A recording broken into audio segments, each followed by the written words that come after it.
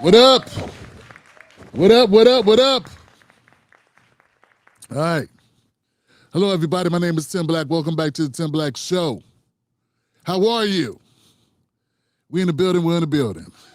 Hope the volume is up loud enough over here, man. We're late. Or should I say we're right on time? What's going on with my people in the building? Yeah. I'm going to tell y'all right now what I already know to be true. See, I saw a lot of narratives flying around about the Nolan Wells case. A lot of stuff going down, man. I'm going to hurt some feelings tonight. I'm going to have to hurt some feelings, man. Yeah. It's going to be one of those nights, man. You know, I got to do some chin checking, some ego wrecking, and some harsh takes.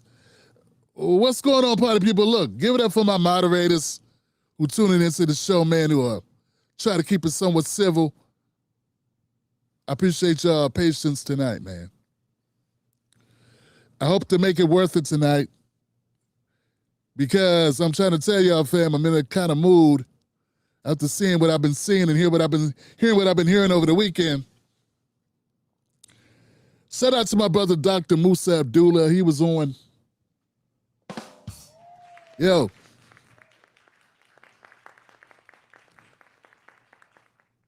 Dr. Musa was my guest.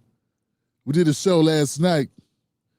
We did that for about an hour and a half. Then I had work today, but, you know, I put out a couple clips from Dr. Musa and our conversation, and they're doing pretty well, man. We had a good conversation, particularly the Andrew Gillum conversation with the Native Pod and Angela Rye.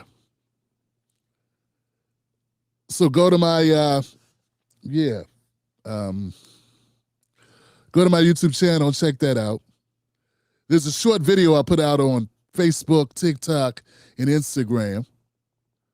And hopefully you can find the link to the long form video that's on my YouTube channel.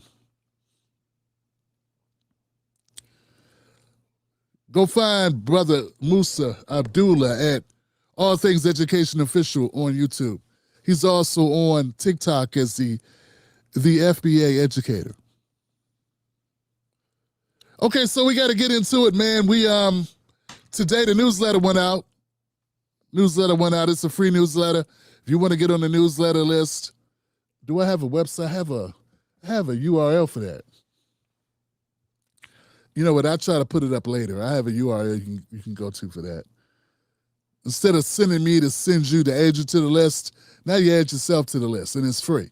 And it comes out every week, and it gets you caught up on the content and other things. I make announcements, that type of thing. Y'all ready for it, man? Let's do it. I'm ready. I hope you're ready. What's up, Facebook? What's up, X? How y'all doing? You know, I had somebody from Facebook who finally watched the whole show or watched enough of a whole show, and he was like, wow, now I know what you've been trying to say. Man, I had you misjudged, brother. You know, man, I need to really invest in getting more of my thoughts out because I understand it, man. If you don't know me and all you hear me talk about is a Democrat, you may think I'm a Republican. You may think I'm coming for, I'm a Trump supporter because it's like in your brain it's hardwired to believe anybody who doesn't go with the Democrats is going with the Republicans because that's the way our country's set up. You know, it seems that way, but it's not true. Half of America don't even vote, fam. Half of America's agnostics. The biggest group of voters in America are independents, not Democrats or Republicans. Pretty much every election is decided by independent voters. I'm an independent, and I got smoke for Republicans, and I have smoke for Democrats. The thing is, Black Americans, 90% of the time, except for last election, 90% of the time they vote for Democrats. So what I'm going to do, complain about the party that we don't vote for?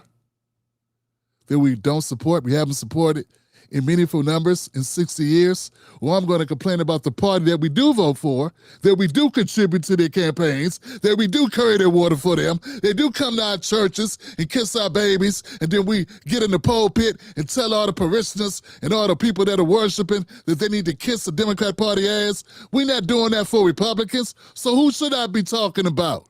Who should I be scrutinizing, fam? You tell me, baby, what do you think?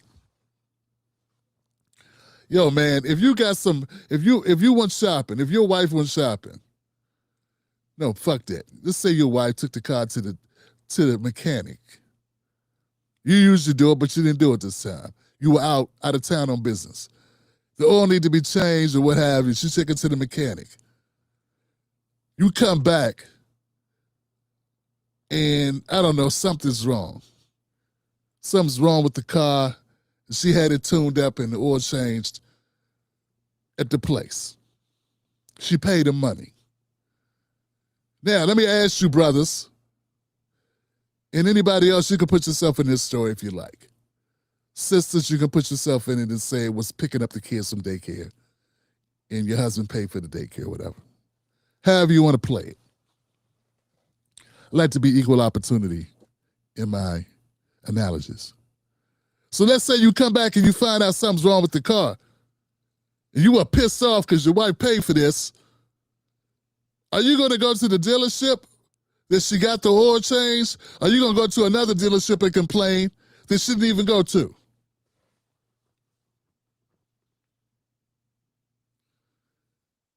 I know you're thinking, Tim, this is a dumbass analogy, man. That's basic common sense.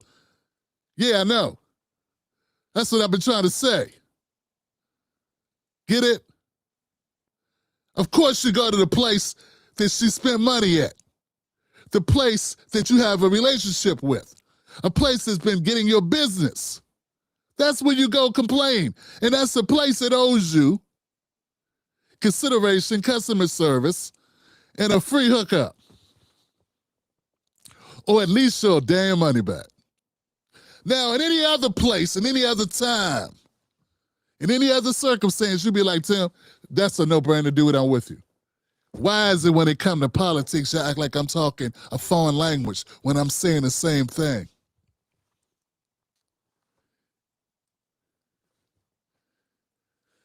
Can I do this one? Can I do another one? All right. Put the kids to bed. Let's say you meet a new friend. You meet a new friend, and she is amazing. She got a good job. But more than that, she got good hips. She's a looker. She's beautiful. She's got great cheekbones. She's got big ears. And she's easy to get along with. Feminine, sexy, smart. Don't have a lot of craziness with her. You know, just, damn, really a breath of fresh air to meet this woman. You spend some time with her and just based organically without even having an agenda, things between you and her happen. Things went well. A week later, you find yourself burning, itching in a private place. You go to the doctor, you can't imagine what's wrong. And that doctor says, you've been burnt. You say, hey, I'm 48 years old. Doc, you need to check that again, Doc. Doc said, oh, I don't need to check it again. I've been doing this for 30 years, sir. You've been burnt. Who was the last person you were with? You need to contact them directly and get this sorted out. Here goes your medication. Next time, word up and get out of my office. And don't touch me. Fellas, are you going to go to the woman who you were last with, this woman that you've been spending time with exclusively? Or are you going to go to a woman you never met before, that you never been on a date with? And are you going to say, hey, lady, it's your fault. You did this to me. Tim, you crazy, man. This don't make sense, fam. Why are you coming up with these analogies that don't make sense? This is dumb. We're only a moron, only an idiot, only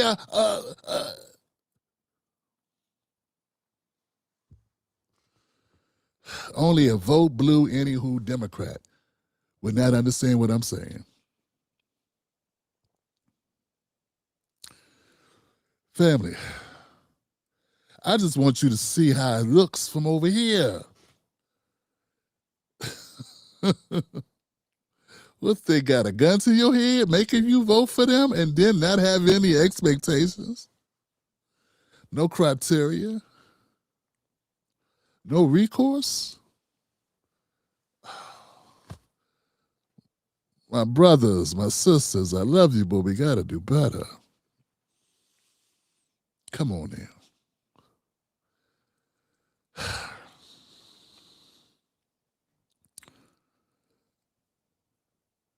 I mean, Tim Black ain't gonna be here forever. I would like this work, this legacy to mean something, and please work with me. Help me. Help us. Help me. Help us. Help us. Help you. Know what I'm saying?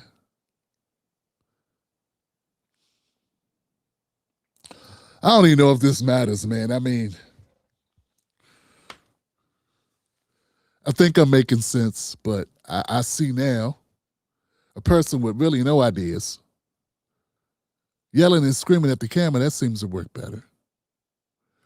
Then some people don't even have to be on camera, and they could just say a bunch of volatile stuff. I don't know if this is going to work. But I only know one way to do it, is to look you in the face via this camera and tell you straight up, we are drowning in hypocrisy. We say we want better for our families, but we ain't demanding better of our politicians, our government, ourselves, or anything else. We don't want to offend one another, so we're afraid to say the hard truths. Meanwhile, our kids get to suffer for it. Make it make sense. Tonight, we're going to go ahead and say some really foul things about some foul situations. But we're also going to call out some issues that need to be called out. We got content tonight to make that happen. If you're new to the show and you have sensitive ears, or you're not used to criticizing people or hearing criticism be leveled, you might have a problem tonight. You won't have a problem. I ain't gonna have no problems. Somebody gotta say it. Mondays and Wednesdays and Fridays are typically when I do shows. TimBlackTV.com is the website. This show, The Tim Black Show, been around 14, 15 years. If you're new to the show, hit the subscribe button.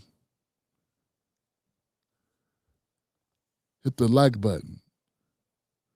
Hit the share button. Tell somebody. What you will witness here tonight, you will not see anywhere else. I don't watch other commentators that come up with scripts. I don't look at what's trending with other people and try to mimic that so I can get up my subscribe account.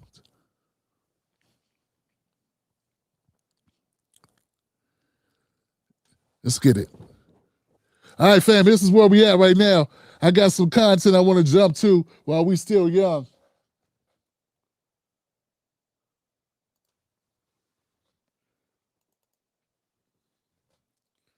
Updates.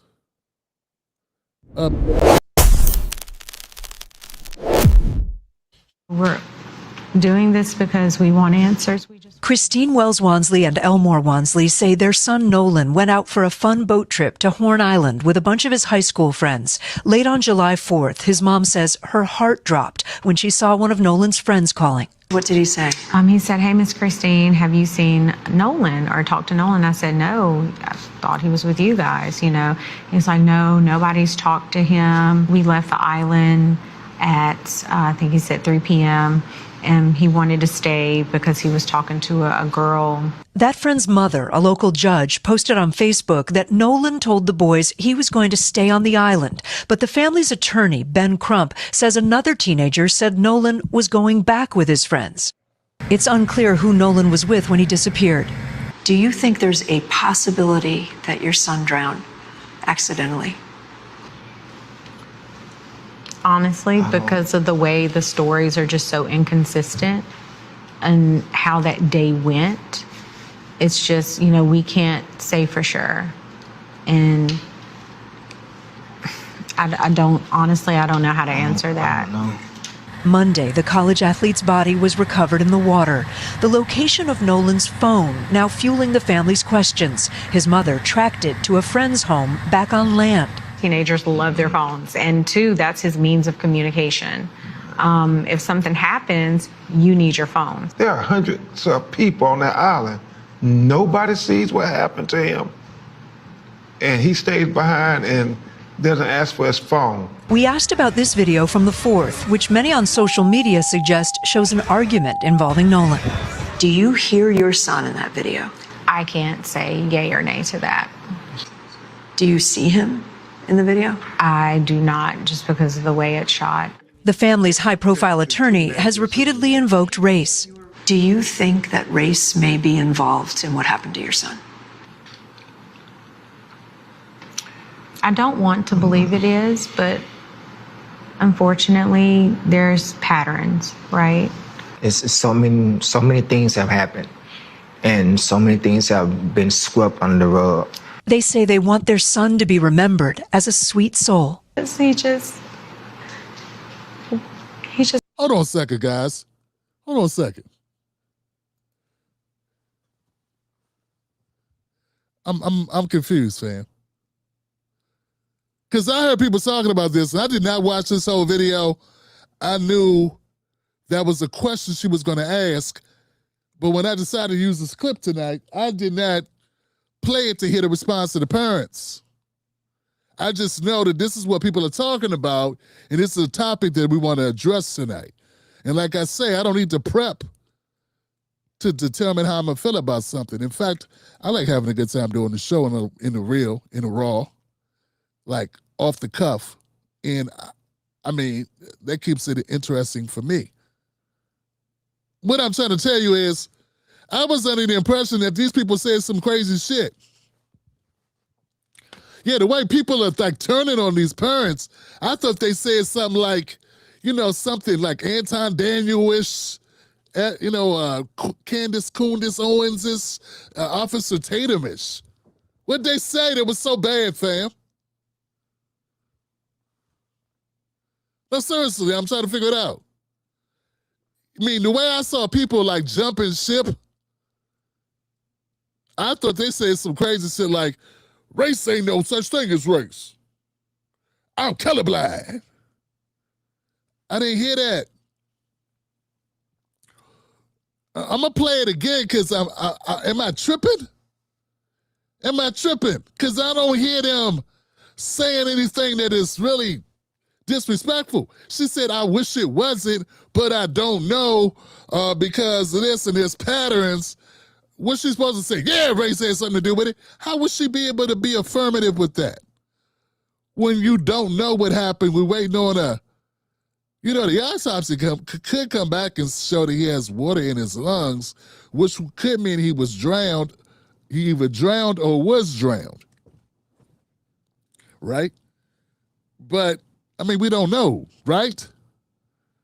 I mean, things look bad. It is Mississippi, but we don't really know. Let me rewind a little bit, fam. Seriously, folks, I want to understand why people that I respect are like jumping ship and running like roaches when a light come on Oh, you know what I'm saying? Or when the sticker boys come around, let me use that analogy. Some people running like this when the sticker boys come up on the strip.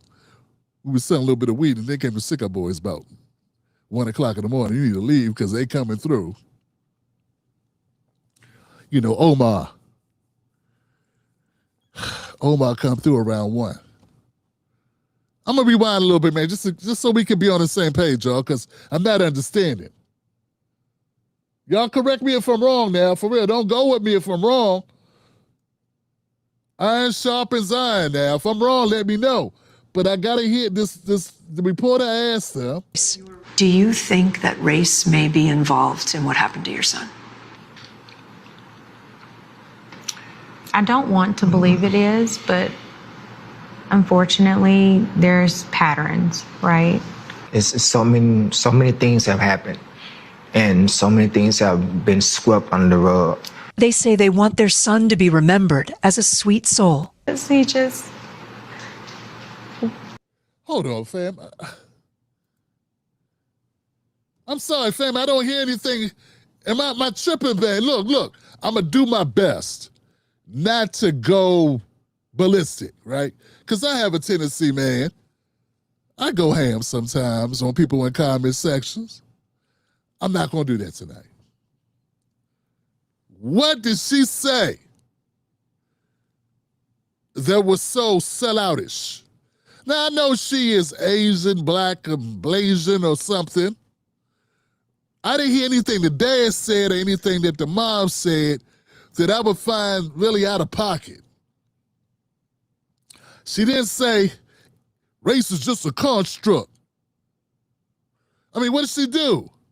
Did somebody send a memo that it's time to throw this black family under the bus, or this black boy under the bus, or the Nolan, the War Sisters, whatever, that it's time to abandon ship? I mean, who? Let me take a peek here, man.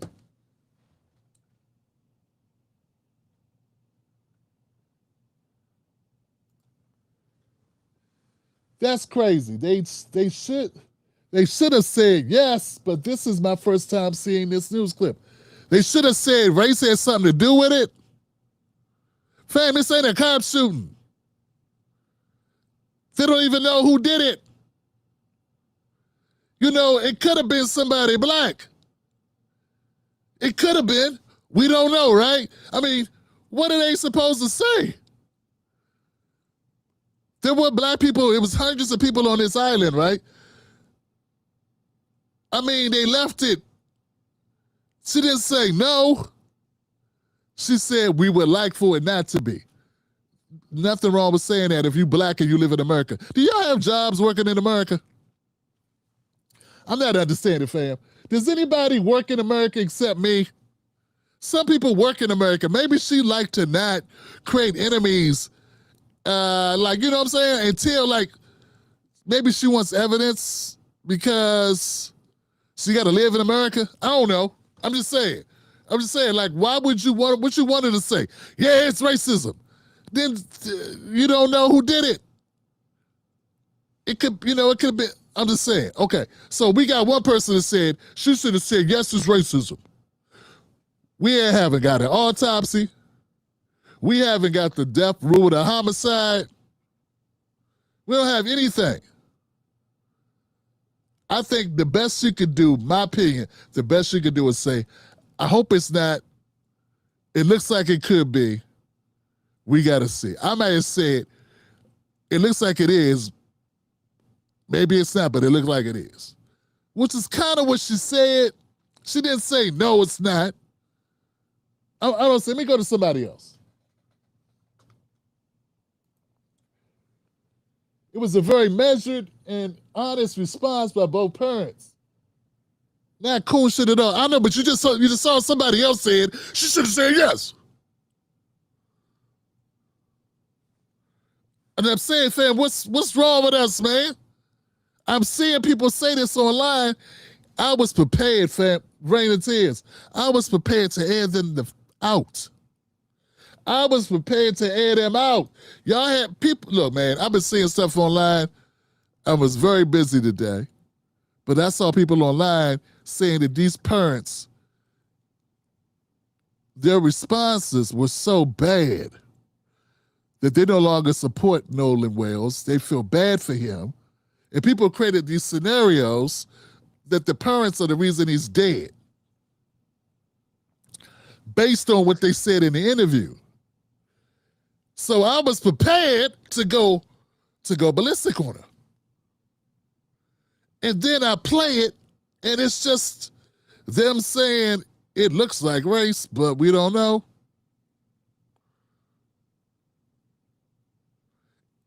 Are we that sensitive, fam, for real?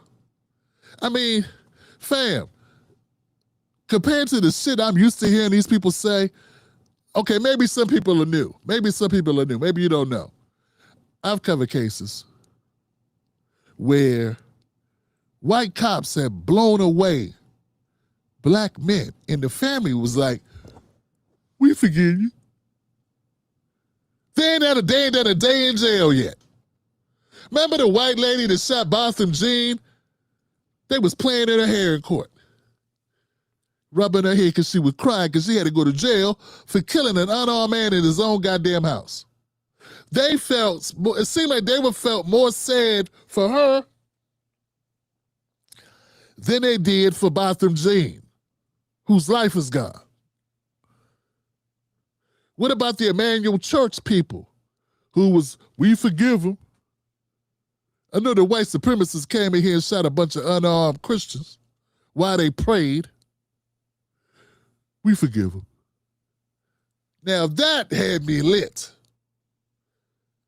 So I don't know, man. That's on a scale of 1 to 10 as far as selling out, like being a lapdog, being a Sambo soldier, you know what I'm saying? That's 10. On the spectrum, this right here, what she said, I'm sorry, y'all. I don't feel like what she said was wrong. maybe to you think she should have said it was, okay, let me try one more, man. Let me try one more. Elizabeth says, we have no info yet.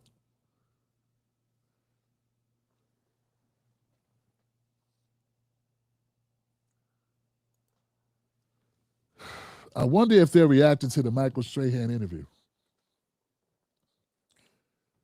That's an interesting comment, Cheryl.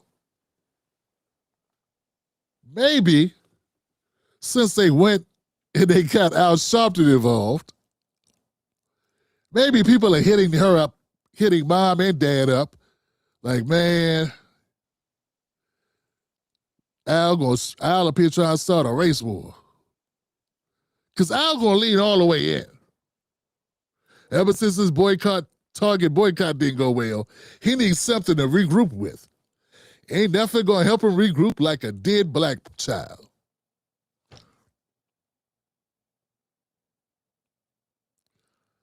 So maybe they're reacting to that. I don't know. That's a good point, though, Cheryl. Let me go one more, fam. Let me go one more, man. Anybody?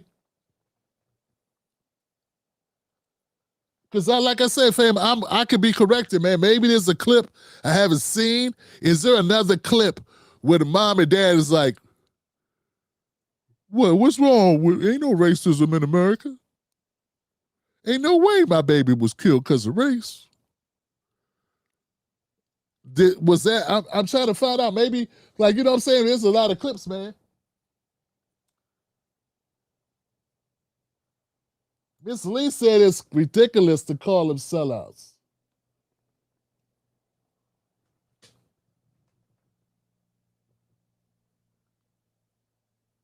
Here it goes. I agree 100%. I said the same thing when Jason Black made a post. He framed it as though those people were sold out. And that's not the case. That's who made the post? I don't know if I saw that one, fam. Yeah, I don't know if I saw that post. He's on that too. Are they looking at, okay, so here's the thing. The mom and dad have made a lot of interviews. Is it possible he's referring to a different interview? Because I found this one, Joe. I found this one. I got another clip I'm going to play. But I don't know. Maybe they said something in another interview where they said something they shouldn't have said. You You know what I'm saying? That was really out of pocket.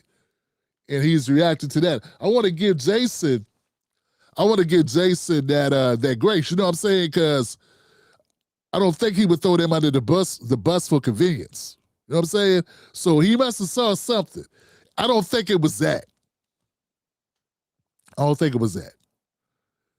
think I'm missing something, fam. You know what I'm saying? Yeah, the entire world hates us. Okay, we don't know who killed him. We don't know. We don't know. You gotta know first, fam. You gotta know. You can't just be like, a racist, a white supremacist killed him. You know what I'm saying? You got no murder weapon. You got no suspect. We don't even have a cause of death yet. All right, I see now. Y'all want blood. Y'all don't care whose blood it is. You know what I'm saying? And I disagree with you. You're tripping. That ain't how it works. We can't just say white people did it without knowing if white people did it. Now, if a white person did it, maybe that person did it.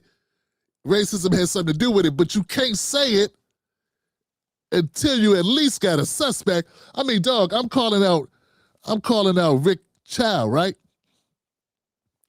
Because I know it was Rick Child. Rick Child shot Cyrus Carmack Belton. I know he did it. There's no question he did it. It's dead to rights. I called him out. I'm on his ass. But if we didn't know Rick Child did it, I can't be like, you know what I'm saying? I would not be calling out Rick Child. Am I making am I making sense? I'm gonna keep going, fam. Y'all make it hard to be a black compensator, man. Y'all want me to be a sellout and just say crazy shit, huh? Kill everybody. Kill everybody. That make you feel better? Fam, we can't be delusional. We gotta be controlled. We can't be so emotional that we have no logic at all. Before we beat somebody's ass for taking your wallet, at least look at your car and make sure you ain't dropped the mofo.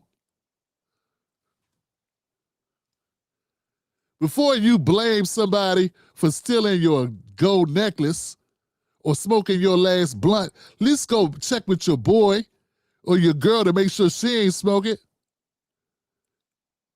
I mean, I'm saying, what are we doing? You ever look at the bank account and money was missing and you thought maybe somebody hacked you? And this just turned out to be Mrs. Black who had to pay a bill and she forgot to tell you.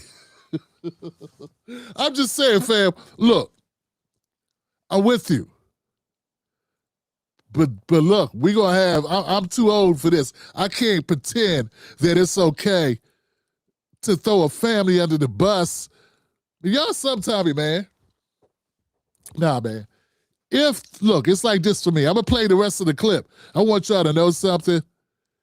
The parents, I'm not opposed to going at them. They gotta give me a reason. If I support you, I ain't gonna turn my back on you because of something somebody said. I ain't gonna turn my back on you because of somebody saying you said something the wrong way or something. No, I got to be convinced that that's what time it is. I can accept reality. I got no problems accepting reality. I got no problems calling somebody out, but I got to have a good reason to do it. That goes for them. That goes for you. When I ride for you and somebody talks smack about you, I got to believe that. I don't just flip because it's getting popular. Where's the integrity, fam? Where's the integrity? Where's the ethics? All right, man. Let's go. Y'all tripping, fam. Hey, to the people that understand where I'm coming from, put a 1 up if you understand what I'm talking about. If you think you get where I'm coming from on this, I know we may disagree on some things, but if you think I'm right about this, give me a 1. If you think I got it wrong, give me a 0. I can take it. I can take zeros. I used to get zeros sometime in class. I still made it out of there. Lord have mercy, man. Come on, y'all. Do you think it was race? I wish it wasn't, but it looks like it could be. That's a bad answer. You know she part Asian, right? All right, I'm gonna keep going. For a part Asian woman, that was pretty good. I mean, Obama wouldn't have said that. And we voted for him. 95% of us voted for his ass. He wouldn't have said that. Kamala wouldn't have said it.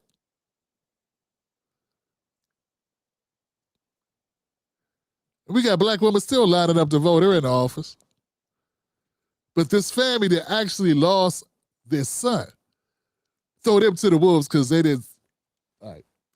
He just had a big heart. Like, to really know Nolan, to have him as your friend it was something special. Do you worry that he might have trusted too much? Sometimes, yeah. And that was something we always talked to him about. Incredibly sad what that family's going through. Kate Snow joins us now, and Kate, the family has ordered their own Okay, now let me get serious. Can we get serious, y'all? Can I say something to y'all that's real? Gen X, can I say something that's real? I got any young baby boomers in the house. I got any baby boomers in the house.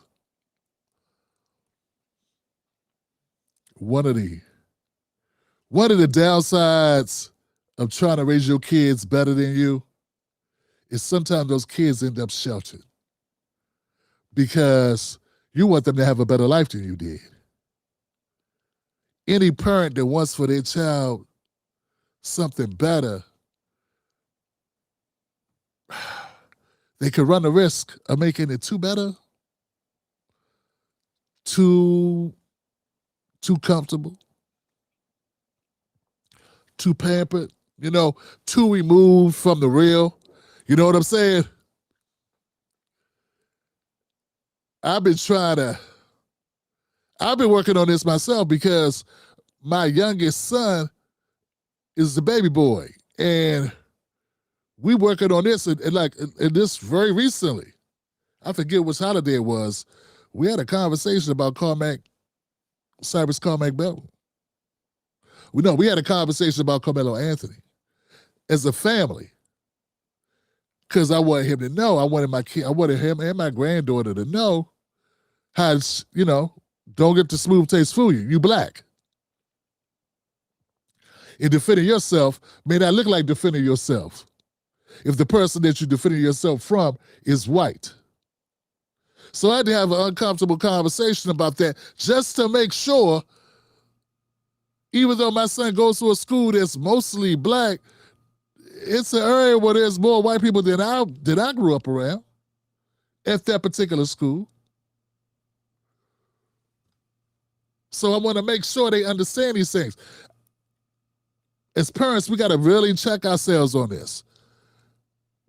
When we move up, when we try to make life different for our kids, when we try to make our kids be more free, not be, not psychologically be under the strains of living in a society that's out to get them. Like the sister said, somebody just said, they hate us.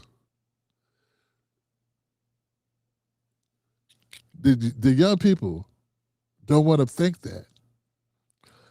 Young people watch TV. They're watching TV. They listen to their parents. They watch TV. They watch movies. They listen to music. And a lot of times, fam, I'll be honest, they think that when we talk about these situations, that we're exaggerating. How many people thought their parents were exaggerating when they told them? I remember being 17 and thought my parents was tripping.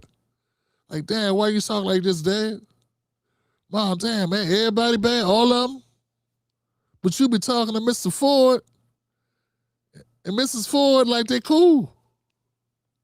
I see you talk to white people. So what I'm saying is,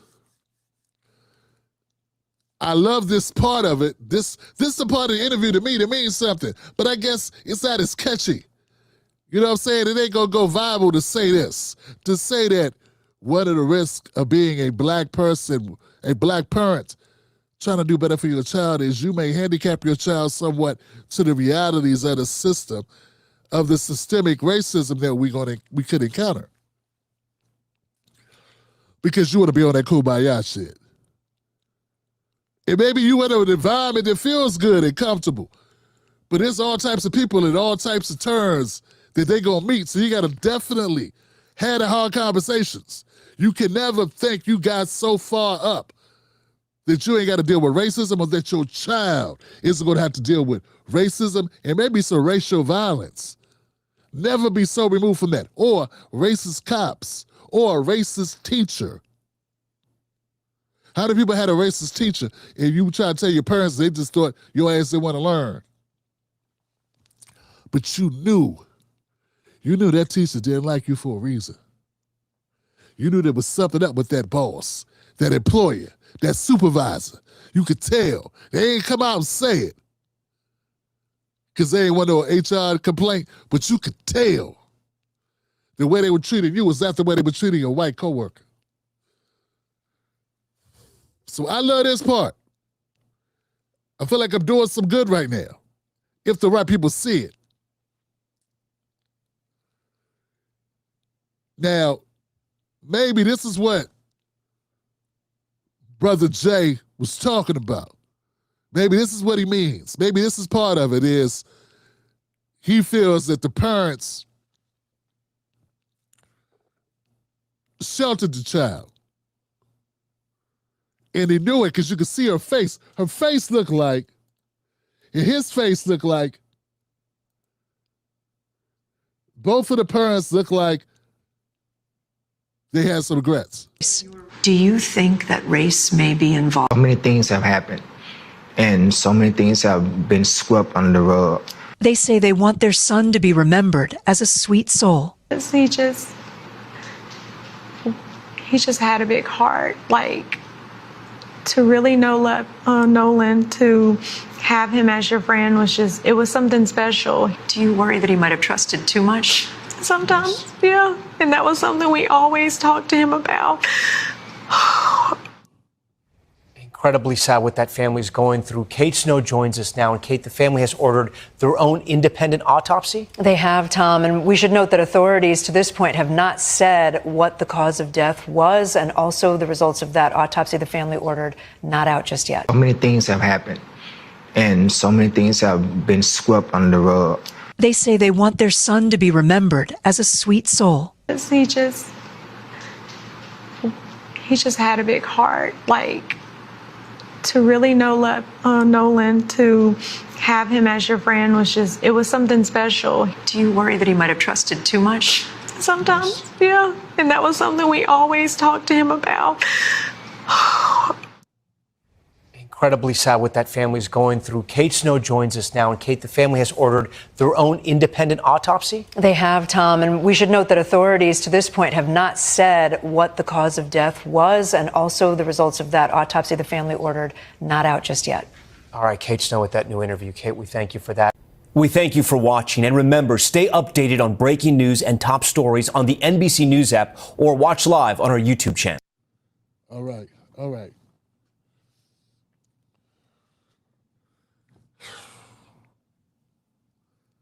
I don't know, man. I'm feeling that. I think there may be something to that.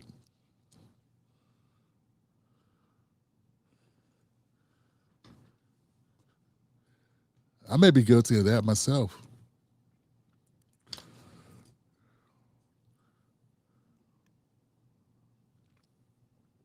As a dad, you wanna prepare your children for harsh realities. But you want to walk the line where you're not setting them up to be. You don't want somebody to be so volatile in a society, because that could be a detriment too. If the person is hostile towards everybody they meet, and teachers and professors and police, and it's a line. I hope people realize it's a fine line you got to walk. I don't know, and I don't know, man. This is a deep conversation. I don't think the parents said anything wrong in this interview. I just don't. If I thought they did, I would definitely say it. If you disagree with me, it's because we disagree. I'm not trying to protect them. I just don't see it. I've seen sellouts. I've heard corny, you know what I'm saying? I've heard witnesses and family members and surviving spouses and whatnot say things that I was like so disappointed in what they said. This was not one of those things, in my opinion. But what I can say is that I think we all need to do a better job of preparing our kids for possibilities and to have their spidey senses tingling. And it may be a loss of innocence. It may be a negative that have to make them focus on bad possibilities, horrific things that could happen, to watch their backs, to not be totally trusting of people. But as we see, we never really know, do we?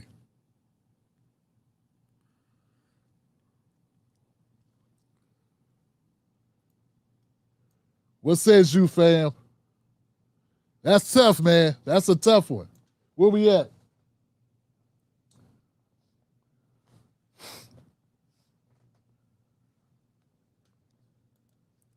Yeah, man. It's so dudes he hung out with that unalived him. That's the thing, fam. I still believe it's a lot more to this story that's gonna come out. I just believe that, man. I believe like you do.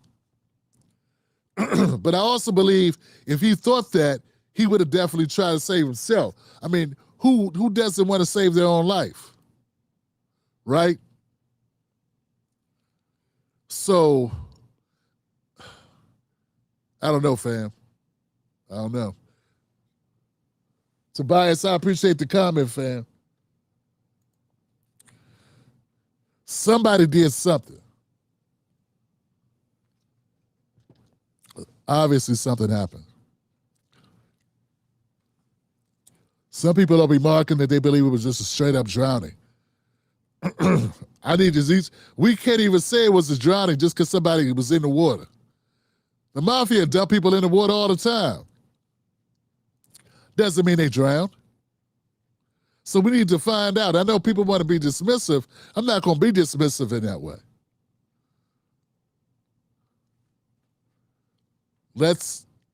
I'm still riding. What the parents said doesn't change that, and even if I didn't like the parents, I still want justice for Nolan Wells.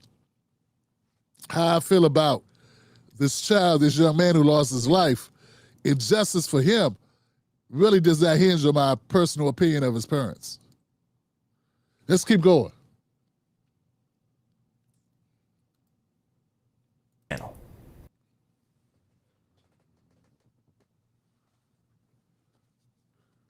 So now to the latest on the mysterious death of Nolan Wells. For the first time since Wells' body was found, we're hearing from a friend of the 18-year-old who was with him on the day that he died. Trayston Shepard, who says that he was with Wells on the 4th of July, but declined to speak on camera because of the threats that he says he's been receiving. We did no wrong here, and we don't understand how we're getting so much hate behind it. We all cared and loved Nolan, and nobody wanted to see Nolan die. Nobody wanted to see his life be taken so short. All right, Kajachi, and also legal analyst and attorney Brian Buckmeyer join me now for more. So, Ike, what more are we learning about why Wells stayed behind and didn't go back to the mainland with his friends? Yeah, Kara, this has really been at the center of everything. This question, why did Nolan Wells stay behind when everyone else decided to actually leave the island? Well, now we're hearing from someone who was there that day. His childhood friend, Trayston Shepard, said that the boat that they came on experienced an electrical issue and they had to go back to shore because of that. And he says Nolan told the group he wanted to stay behind because he'd met a girl and planned to catch a ride back on another friend's boat.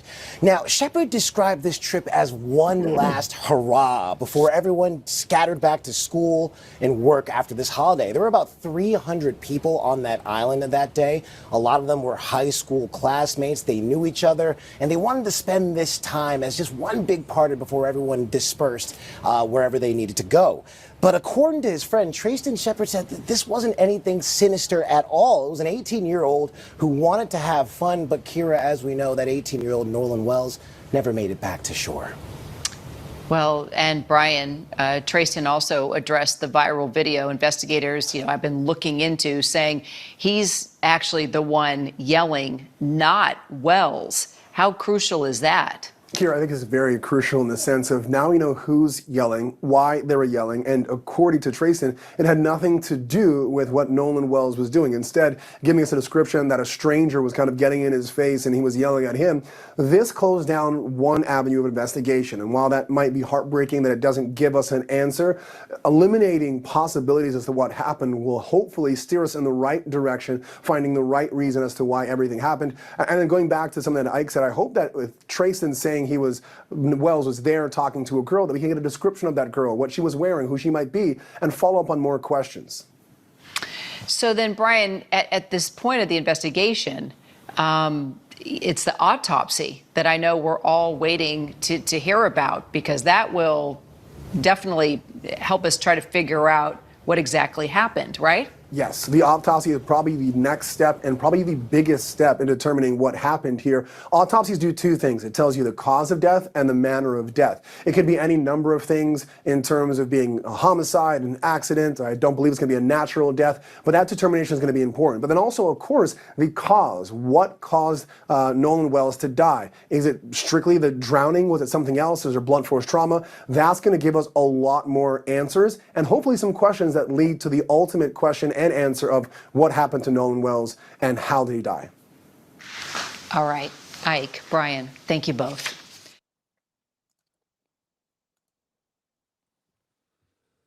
All right, something else introduced to the equation. Is it possible that it wasn't the friends that he came with, but some other friends, some other people that was on the island as well? I hadn't even considered that. Now that they're saying so many people on his island, could his original friends had left and then he's dealing with some other people and something else kicked off? And I think I saw some video, but people saying that's not him at a pool party. Man, like I say, man, this is a mystery. This is a mystery. And there's nothing but assumptions right now.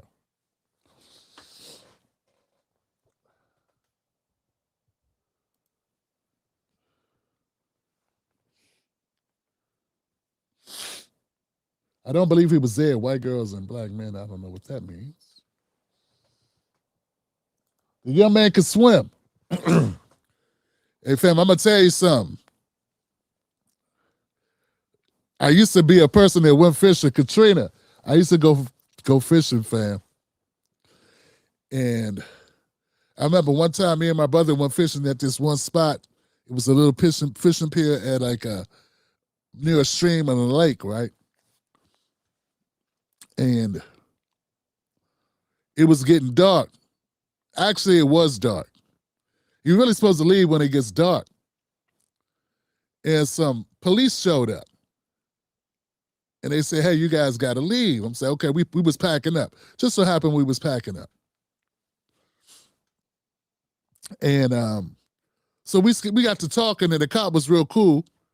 And he said, this spot you fishing at, last weekend, 3 people died here.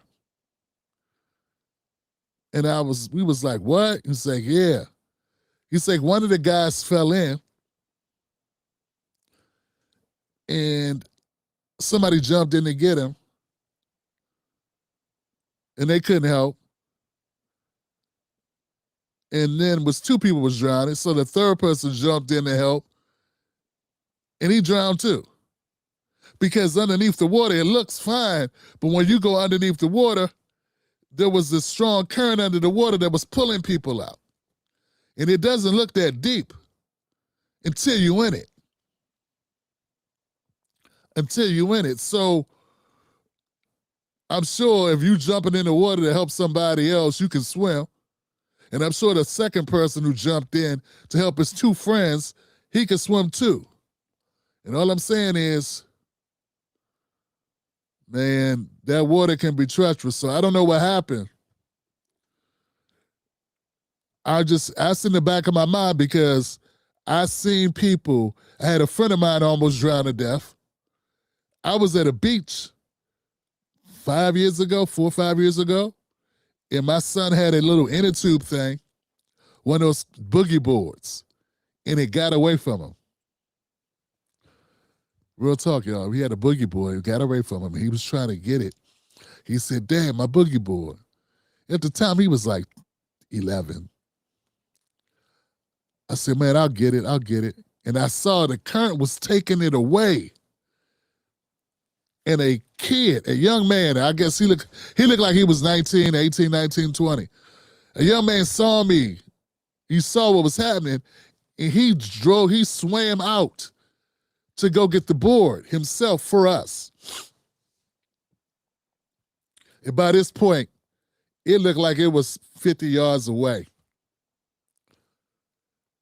And I'm like, okay, he gonna swim out. Let me go out to meet him. I swear, fam, I put this on everything. I swam out. I'm a decent swimmer.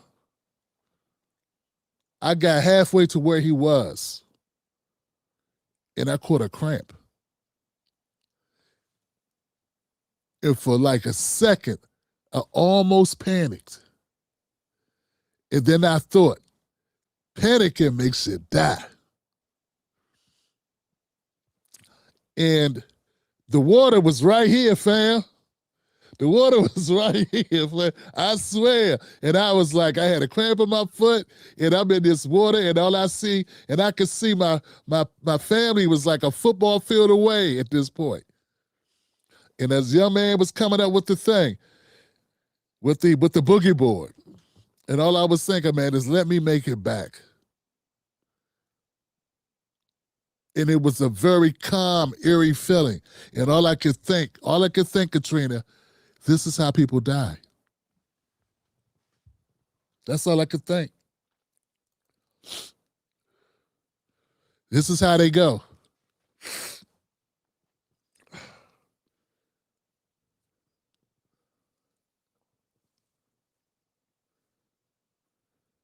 So look, I'm still riding. I find it suspicious what took place for Nolan.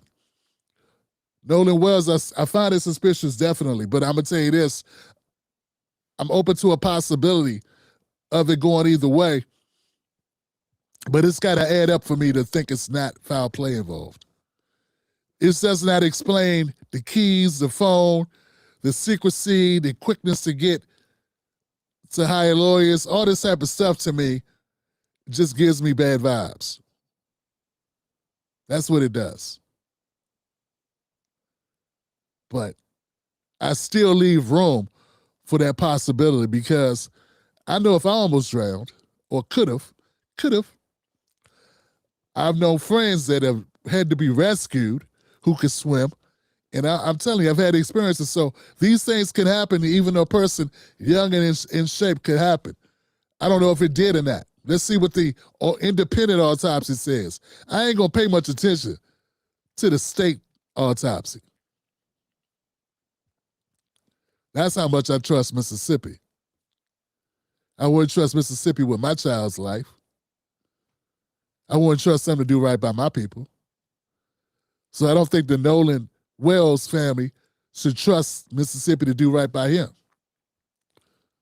Nothing wrong with a second opinion. Shout out to Colin Kaepernick for paying for that. Let's keep going, y'all. I got more to this. Yo. We obviously, we need the autopsy report, that there are real questions about witness accounts. All of that, I think, is fair game. But let's be precise, because a kid is dead here. What's the actual evidence? Not a feeling, not a vibe. What is the evidence that anyone has produced that shows race had anything to do with this? Well, we can talk about the evidence of what's been going on in America the last 400 years. Talk about this case. Talk about this case. I'm going to talk about it, but I'm going to talk about it the way I want to talk about it. Now, if you've asked me to come on to be your guest, and I'm going to talk about it the way I want to talk about it, sir. Now, you asked me a question based on what does race have to do with it. We can talk about Fannie Hamer and what she's talked about in Mississippi being a place of oppression. But as we talk about this case and what's important, if you do not want people to speculate, then investigate. The family, I'm not talking about those online, but the family has that questions be answered. And I would like to ask you, do you have a child? I do not have a child. Okay, well, I do. I have a 19-year-old daughter. I also had a cousin who was murdered, who was also a football star, who was murdered at 19. And it took us about a month to find his body. So maybe there's not empathy there from you, sir. I'm not sure. This has nothing to do with a lack of empathy. You're calling for an investigation. Everyone is there anyone who's saying that there shouldn't be an investigation? It actually does, because you're jumping to race when the family. I'm not jumping to race. I didn't hire Ben Crump. I didn't get Reverend Al Sharpton there. Right. Well, the family is actually asking for questions to be answered. The family is actually wanting to know, why did his friends have his keys? The family's actually wanting to know, why did they have his phone? Why did he leave? Why did he say he wanted to stay on the island by himself? These are all justifiable questions. Agreed. And I would assume that maybe if you were a parent, maybe you could empathize with wanting to know exactly. You keep accusing someone of not showing empathy when I'm simply saying, have you seen even any evidence that suggests the police aren't doing an investigation? I get that there is questions to be answered, right? I mean, that's what they're doing. There hasn't been an investigation. And just a moment ago, there hasn't been an investigation? Just a moment ago, it has not been a thorough investigation. And just a moment ago, when Mr. Thrasher was on, and he made the point to say that he went in the water and never came back, you didn't question him one time, sir, and ask him. Because he's not part of the investigation. But you didn't question him one time and ask him, how does he know that he went in the water? So there's a lot of misconception. That's the whole point in having an investigation. And what Attorney Crump is We are having an investigation, though, correct? And that's exactly it. And an independent investigation in addition to what Mississippi has done or not done. And why would you or anybody else have an issue with a family wanting to have an independent investigation? I don't. I have an issue with people who are maybe paying too close attention to the race element here before they have any of those details, and setting up a narrative that is setting up that family to maybe not accept what actually happened. Again, I have no idea what happened. I'd like to actually wait, at least in part, for some of the details to come out, including an autopsy. You certainly concede an autopsy is important here, correct? Absolutely. Well, the details are that a young 19-year-old black young man, that's okay to say, just like you described it and everything else, went off with his all-white friends and did not return, and none of them say they saw anything. So if you don't want the speculation, then let's use this time to ask his white friends to tell the family what actually happened, because they claim to not know anything. Doesn't sound like something doesn't make sense to you? What teenager leaves their phone and stays on an island and doesn't leave with the children that they came with? I believe the West. Teens never do anything that don't make sense. Every time they do everything is they follow exactly what you as an adult would suggest they do. Well, you would know because you're not a parent, my love. And I believe the Wells. Well, I was a teenager at some point in my life, believe it or not. And I understand how teens actually act. But you've never been a parent. And what we teach our children is when you.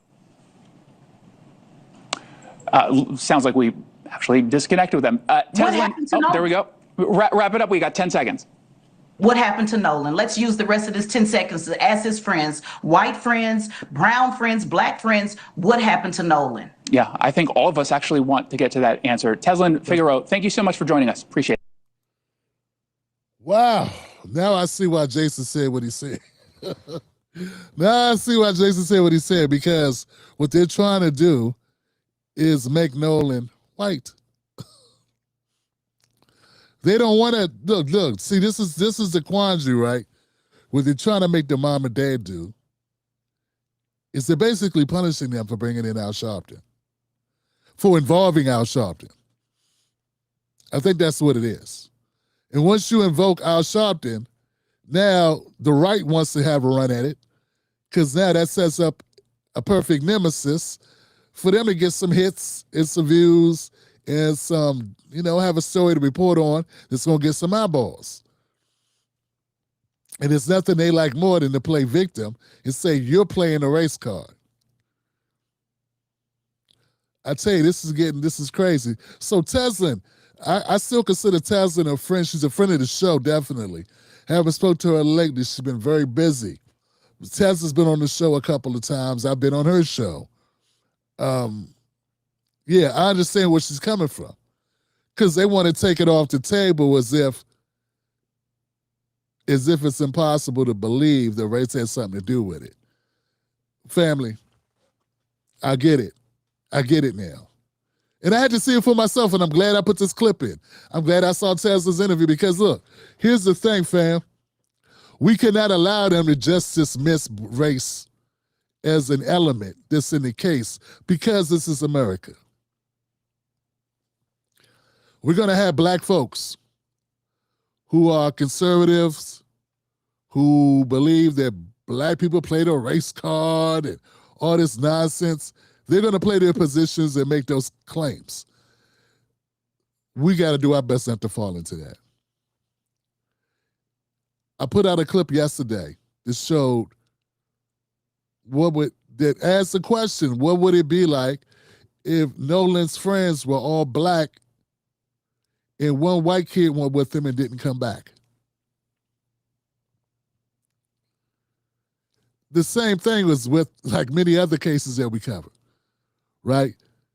All of a sudden it had been a different story. No one would have questioned. Same thing with Carmelo Anthony, for instance. Nobody would have questioned why a smaller white kid would be intimidated by a bigger black kid.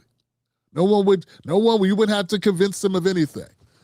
They'd see it and they'd already think it. It would be off the table. It would not be considered murder for a white kid to defend himself against a bigger black kid. Hell, we don't think it's wrong for a Marine, a 6'3" Marine, to unalive an unarmed 5'6" emaciated homeless person in the subway in front of everyone. We call it that, being a hero. So he wouldn't have done anything, it was reversed. And the same thing here, the same thing goes here, man. So now I get it. Now I understand what Jason's saying. Now I get it.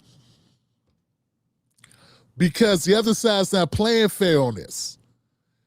If you sit on the fence and you don't say that race had a possibility and a probably, let's go probably. Yeah, I think race probably has something to do with it. Why?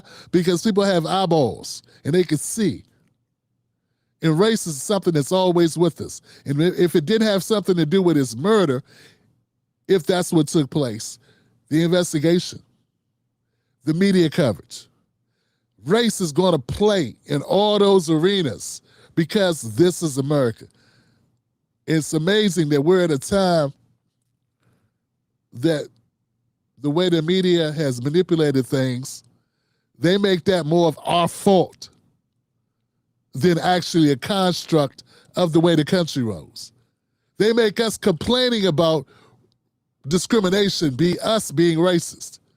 When I say, hey, this is racist, they say, you're a racist because you keep bringing up race. They don't even know what racism is, though. They think pointing out racism or pointing at something is saying, I believe that's racism. They call that racism because they have never been discriminated against, not really. So they don't even know what racism is. They think it's somebody seeing race.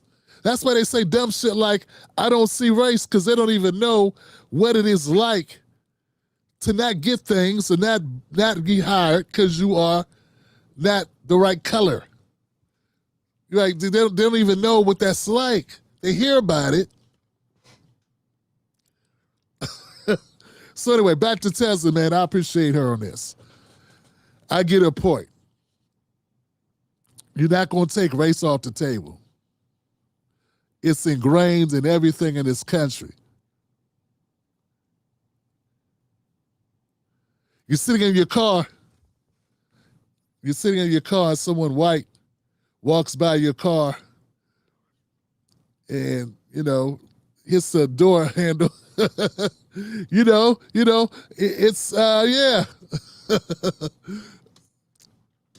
What can I say, fam? people are oblivious to what's going on, fam. We can't wait. Very seldom. What do you think's going to happen?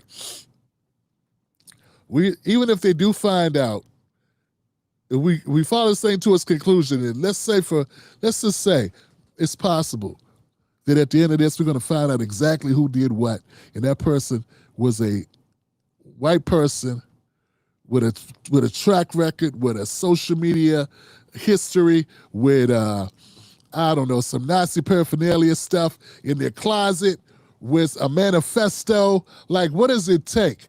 I mean, it would take that literally for them to even admit that racism had something to do with it, because that's how far the Tommy Lawrence, the Megyn Kellys will go to deny that race is an issue in this country.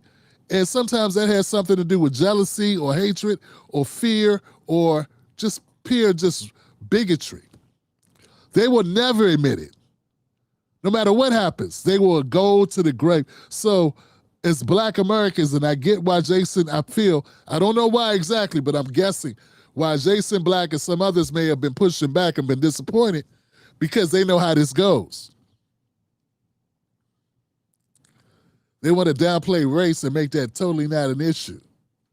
But if the shoe was on the other foot and it would have been a bunch of a white kid that was unalived in a group of black kids, we already know they would have been saying it was race related. That black people hate white people, so they did that. It would not be anything else. And they would already have somebody charged.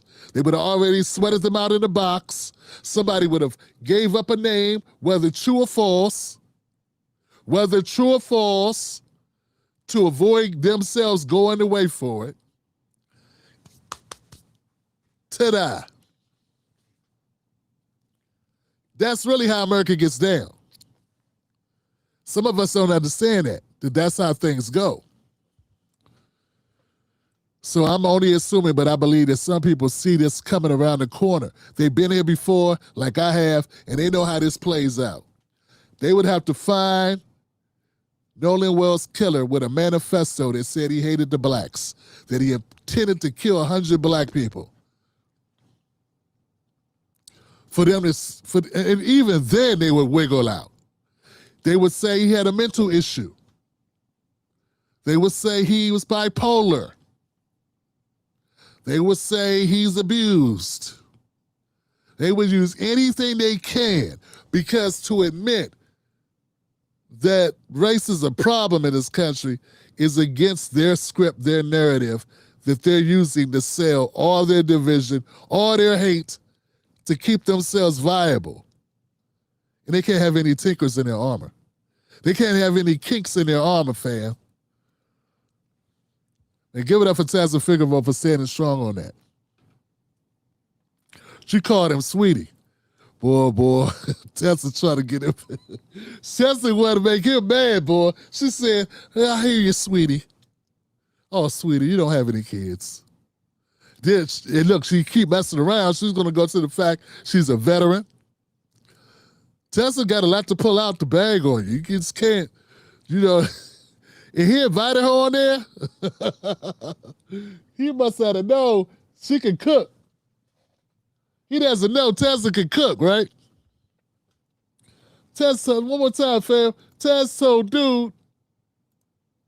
Would you or anybody else have an issue with a family wanting to have an independent investigation? I don't. I have an issue with people who are maybe paying too close attention to the race element here before they have any of those details, and setting up a narrative that is setting up that family to maybe not accept what actually happened. Again, I have no idea what happened. I'd like to actually wait, at least in part, for some of the details to come out, including an autopsy. You certainly concede an autopsy is important here, correct? Absolutely. Well, the details are that a young 19-year-old black young man, that's okay to say, just like you described it and everything else, went off with his all-white friends and did not return, and none of them say they saw anything. So if you don't want the speculation, then let's use this time to ask his white friends to tell the family what actually happened, because they claim to not know anything. See, that's why they shut down the social media of all these white kids. That's why they deactivated or shut down their social media, because people are going to be looking to see if there's anything that's racially motivated at all, negative, on their social media, and they would definitely use that against them. So they had to deactivate everything because you don't know what kind of posts they've made. They could have made a joke. They could have been rapping to a song, anything. And they're up. See what I'm saying? Now that makes sense? Because when you're trying to cover your tracks, you can't even have it any semblance of any dislike, disdain, distrust, even memes. See, the thing about this broadcaster, that newscaster that was questioning Tesla, there will never be enough evidence for him. I'm trying to tell you there would never be enough evidence for him to prove to him that race had anything to do with it. They could carve a swastika into Nolan's chest, and he'd say, it's just artwork.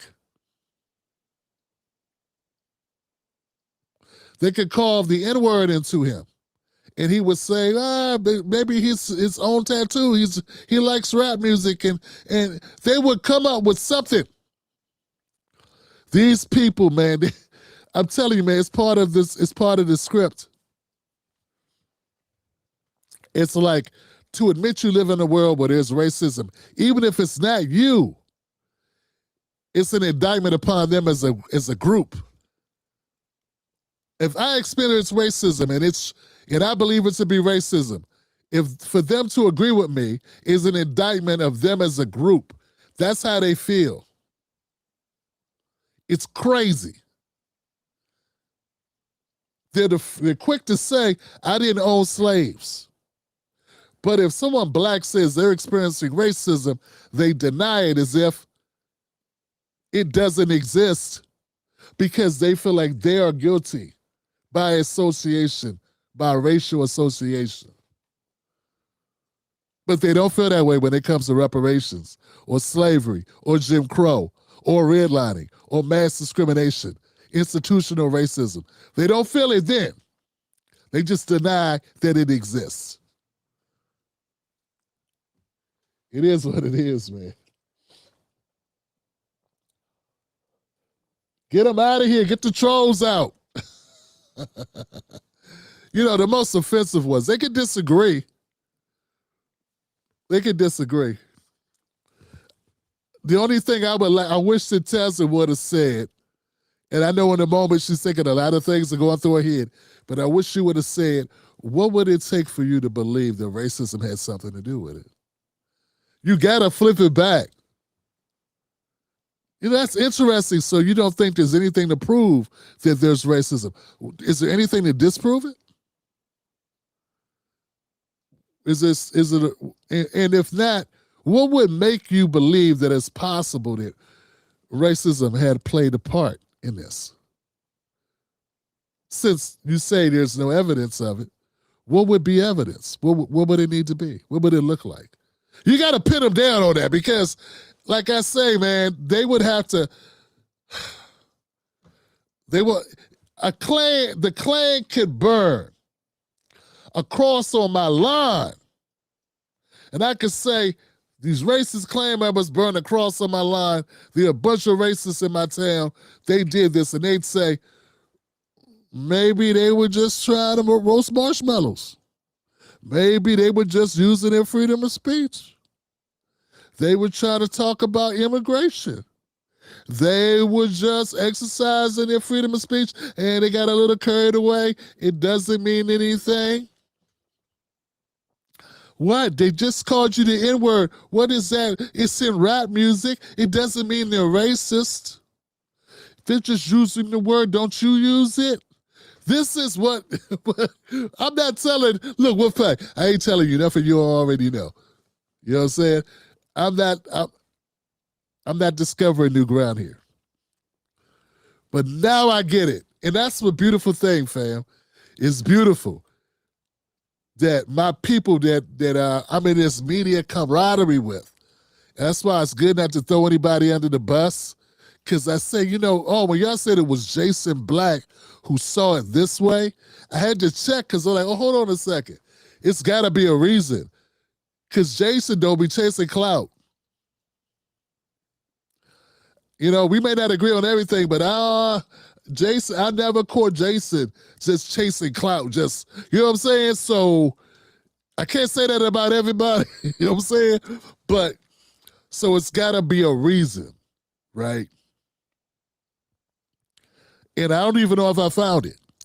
But by keeping an open mind, I see a seam that could make somebody be like, look, sister, let's have a conversation. When they ask you, did race have something to do with it? Say, well, you know what? I need to be proven otherwise for me to answer that question. Because I live in America. But see, that take media training.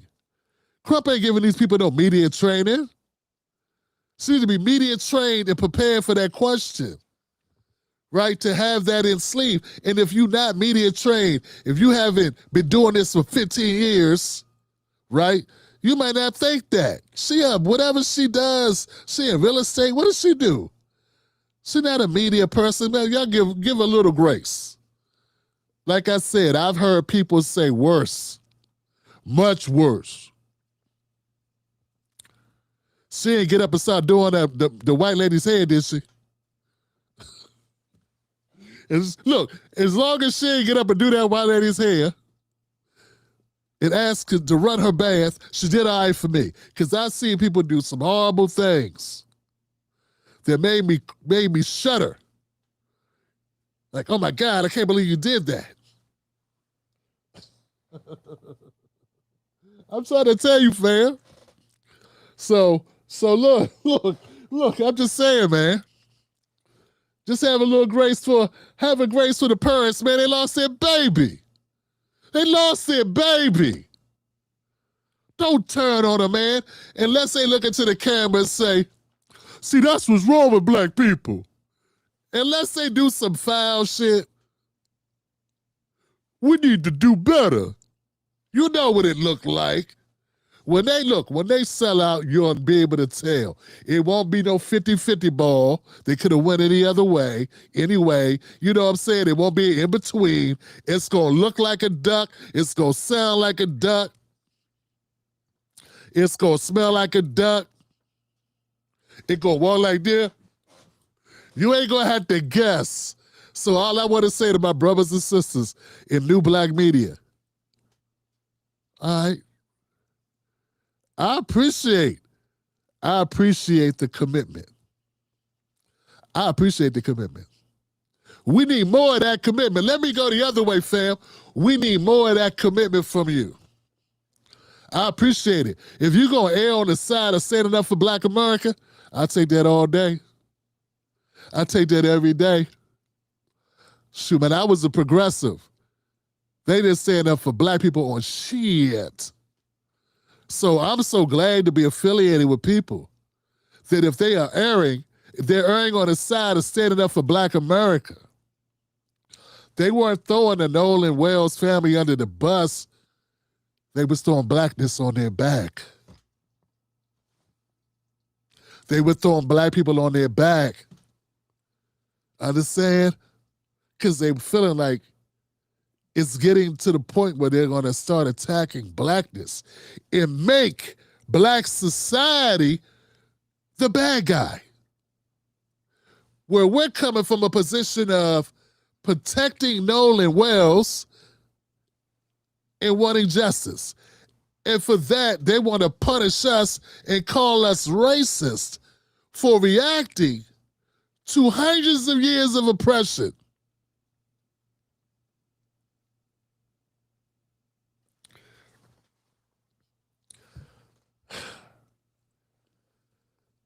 I saw this video where the lady was working with a dog, working with some puppies or something. And it was a funny video. She was kind of showing, she said, you could tell when a dog has been abused. Because if you do like this, it'll recoil. Because it's learned that when you raise your hand like that, you're about to strike it. But a dog that has been loved, it comes from a loving environment. If you do like this, it just looks at you.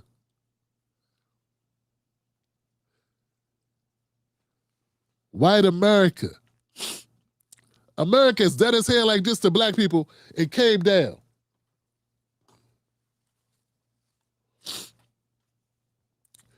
It came down hard on us so many times.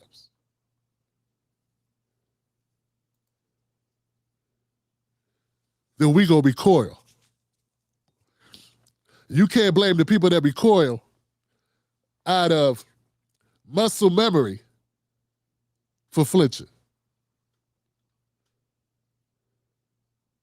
Let's keep it moving. Does that doesn't sound like something, doesn't make sense to you? What teenager leaves their phone and stays on an island and doesn't leave with the children that they came with? I believe the Wells when they Teens said they never told him do to leave. anything that don't make sense. Every time Well, they of do course they do, everything but is you they wouldn't follow know exactly because what you're you not a as an parent. adult Well, would suggest they do. Well, you would know because you're not a parent, my love. And I believe the Wells. Well, I when was they a said- teenager at some point in my Right, life, but believe you've it or never not. been And a I parent. understand how teens Right. actually act. But you've never been a parent. And what we Correct. teach our children is when you. Sounds like we actually disconnected with them. What Teslin, happened to there we go. Wrap it up. We got 10 seconds. What happened to Nolan? Let's use the rest of this 10 seconds to ask his friends, white friends, brown friends, black friends, what happened to Nolan? Yeah, I think all of us actually want to get to that answer. Teslin Figueroa, thank you so much for joining us. Appreciate it.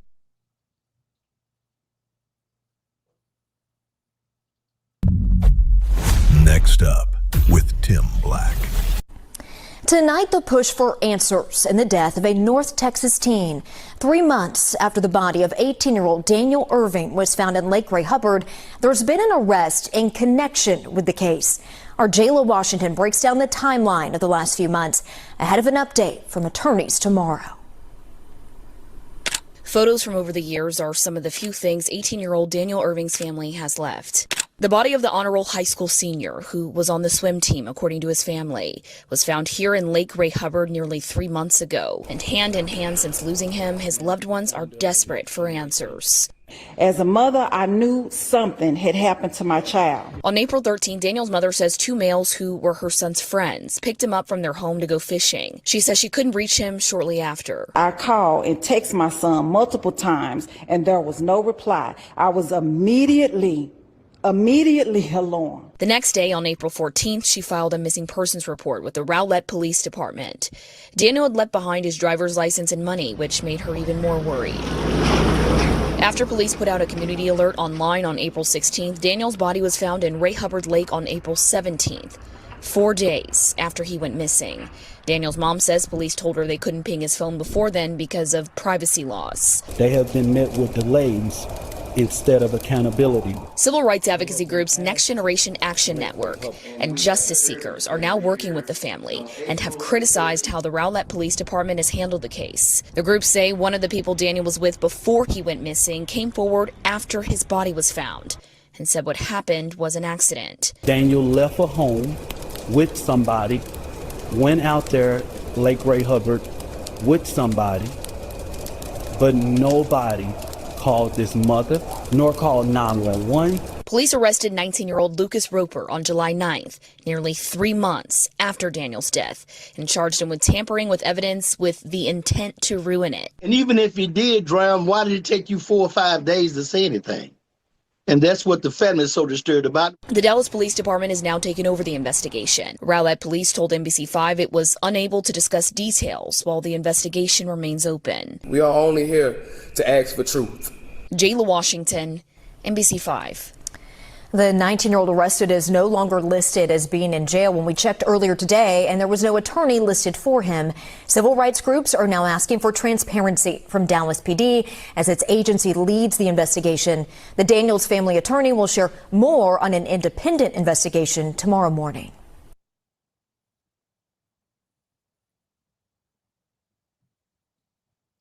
My son was an amazing son. He was never into any trouble. He was a protector. And we would have conversations about his future. And this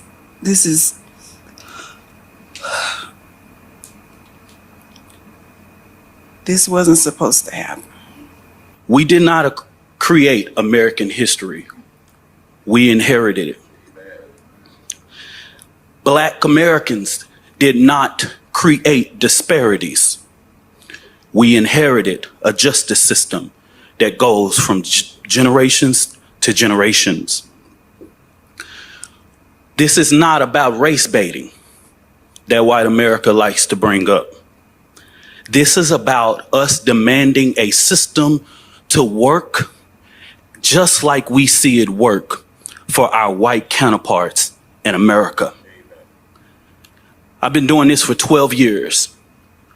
It doesn't take 3 months to investigate what happened to Daniel Erving. Tampering with the evidence charge is an outright disrespect to this family, to me, to this community. My brother did not deserve this. My mother did not deserve this. My family did not deserve this. My brother was a law-abiding citizen. He had big dreams, big aspirations. He was always smiling. There's not a photo of him not smiling. My brother wanted to do so much with his life. Very kind. He was a protector. He loved everyone. Everyone has nothing but good things to say about him. So for something so tragic and so demonic to happen to him, it doesn't make sense. When we have situations happen, we don't need to be the lead investigator. We have to be in order to get to the bottom, because the system does not work for us. A reasonable-minded person would know, if you are not guilty of a crime, why would you throw away his clothes and delete messages and not even call his mother? I want justice for my son. I want justice for Daniel. Next up with Tim Black. Harriet Tubman was one of the most famous conductors of the Underground Railroad and risked her life serving as a nurse, armed scout, and spy for the North during the Civil War. And yet it took decades of fighting for her just to receive just a $20 a month widow's pension from the federal government. So a decade ago, the Obama administration sought to make amends by putting her face on the $20 bill to replace President Andrew Jackson, who is believed to have enslaved over 325 people in his lifetime. But changing our money is a long process, and the project ground to a halt during the first Trump administration. At the time, the president suggested that Tubman be downgraded to the $2 bill. This week, Trump's second-term Treasury Secretary Scott Bessent said that the plan to put Tubman on the $20 bill has been scrapped entirely after a decade in the works. Mind you, this is the same administration that has pushed to put Trump's own face on a commemorative $250 bill, something no sitting president has ever done. As America celebrates its 250th anniversary, I'm reminded of Dr. Martin Luther King's description of the U.S. Constitution as a promissory note. It seems to be this president is trying to pay off America's historic debts with nothing but funny money. That does it for me. Thanks for watching. I'll see you back here tomorrow at 5 p.m. Eastern. Among our guests, the parents of Mississippi teen Nolan Wells, who was found dead after going missing in Mississippi on the 4th of July, and the attorney Benjamin Crump. They are still looking for answers. That is Sunday right here on Politics Nation. More MS Now at the top of the hour. Next up with Tim Black. Look at this rooms, motherfuckers. We ain't going anywhere. Political structures that I have to work in, that we all are surrounded by, was built on slavery and genocide and rape and oppression. Real change doesn't come from the cowards and warmongers in Congress. It comes from the streets. It comes from all of us mobilizing and seizing the power to resist and fight back. Gaza is the compass in this country. Now we're in Congress, and we're every corner of the United States. Next up with Tim Black. Campaign in 2008 wrote just today, Lindsay knew better. And he said he was a lonely and unprincipled man who betrayed his country for power and his decency for attention. That is someone that knew him. He also called him a pilot fish, a smaller fish that hovers about a larger predator like a shark, living off of its deleterious, and that's Lindsay. And if you look at his own words, Lindsay's own words, in 2015, he calls Trump a race-baiting, xenophobic, religious bigot. In 2016, he said, if we nominate Trump, we will get destroyed and we will deserve it. But then, in January 6, 2026, he calls him the greatest president of all time. And then May 27, 2026, he said they should change the Nobel Prize to the Trump Prize. And then finally, on June 9th, 2026, he says, Mr. President, you're not far behind God. And so I think when you're talking about... He's going to have to explain it to God now. Yeah. When you're talking about a complicated legacy and someone who may have betrayed his country for power, that seems to be, in my view, what his legacy became. So I'm going to echo Anna's sentiments that today the people that have passed aren't going to read the comments or hear it, and that the families that survived them and the friends and the people that worked for them remain here to hear what we say. And so I'm more of the thought that he is no longer at play. Oh, man. Hey, guys, my bad. I had to run away. Had to run away for a minute. I'm sorry about that, y'all. I want to thank y'all for your patience on that, man. But I ain't want to end the show. I ain't want to end it, man. I feel like we was on a roll. And me for it to keep playing all the way to the View, though. Ew. Hold on, man.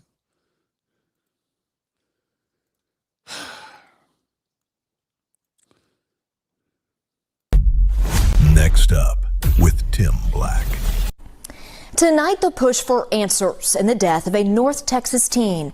3 months after the body of 18-year-old Daniel Erving was found in Lake Ray Hubbard, there's been an arrest in connection with the case. Our Jayla Washington breaks down the timeline of the last few months ahead of an update from attorneys tomorrow.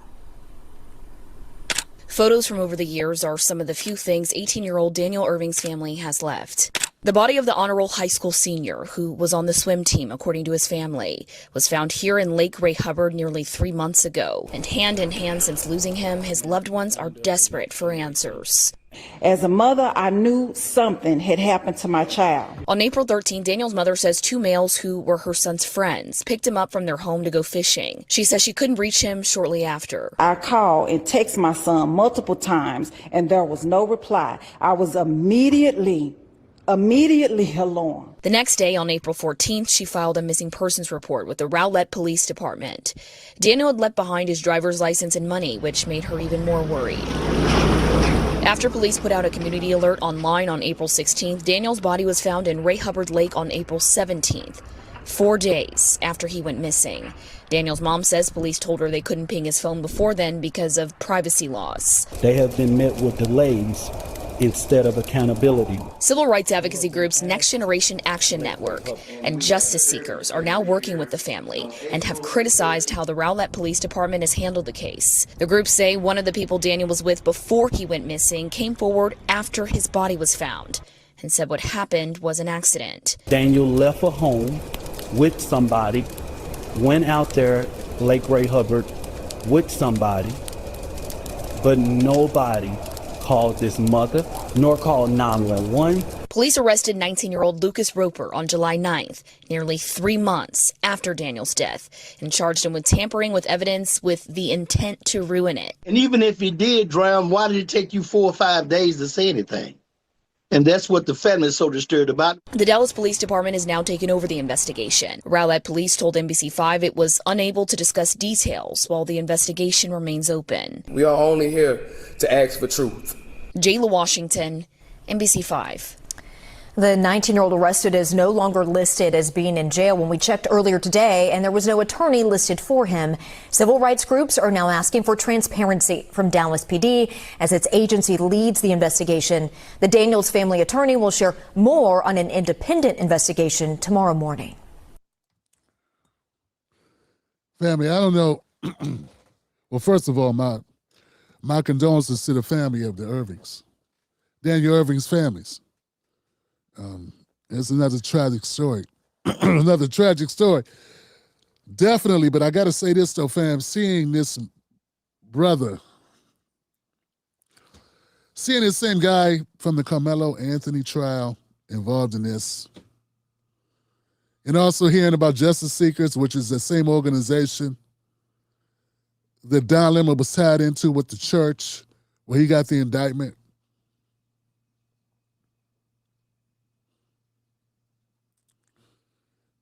Like I said, fam, I understand that you want publicity to your story, you want publicity for the issue, for your loved one. And damn. I try to keep an open mind on these situations because I think the people that are involved do not. I think the parents just want justice for their child. They want to find out what happened, and people are offering help. And that's something, it's not going to be something you want to turn away when you need help. You don't want to turn away help because some people online think it's a bad idea. Get what I'm saying? So I understand that, but it's just when I see them people coming, man, it just gives me a bad feeling. It gives me a bad feeling, fam, and I understand that's how people feel about Crump. That's how people feel about this guy. It's just...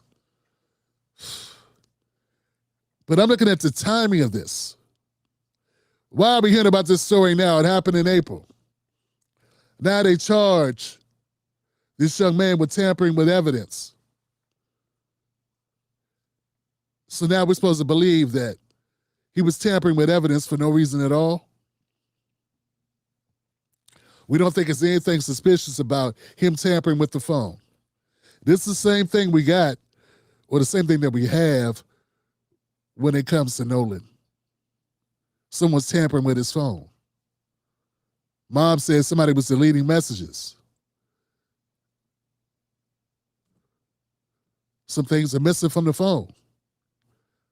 So I just feel like, is it a setup that we're being presented with this right now? I don't believe in coincidences. Why are they presenting this to us right now?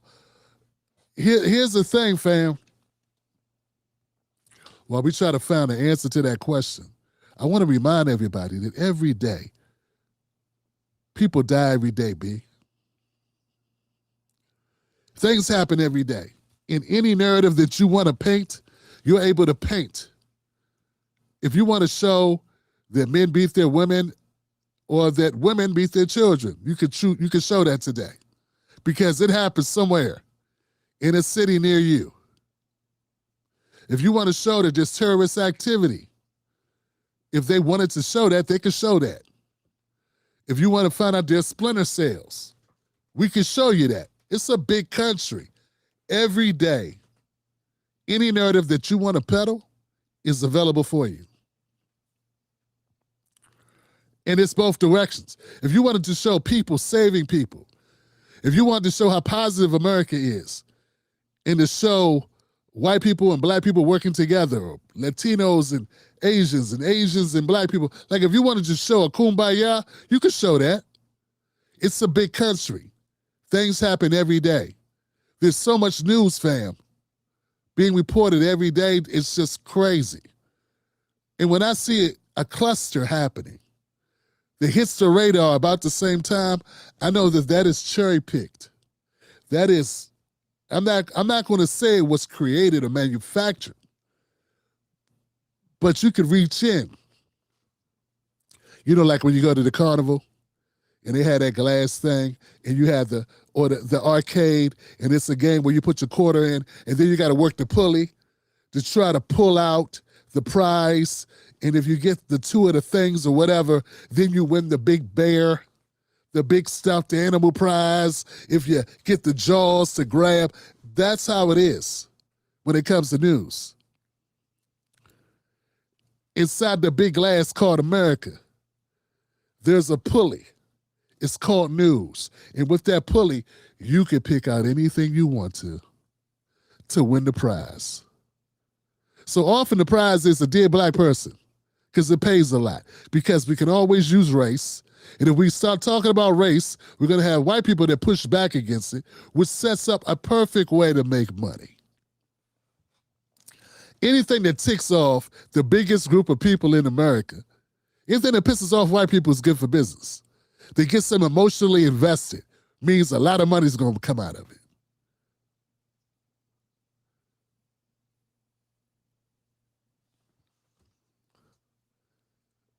Daniel Erving.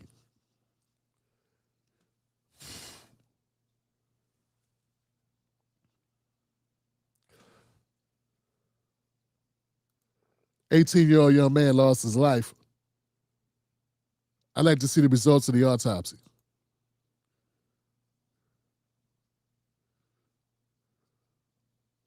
My son was an amazing son.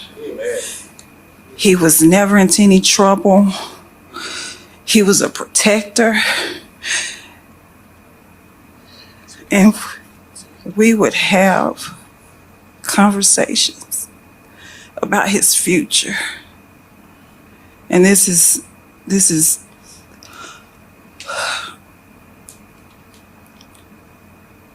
wasn't supposed to happen. We did not create American history. We inherited it. Black Americans did not create disparities.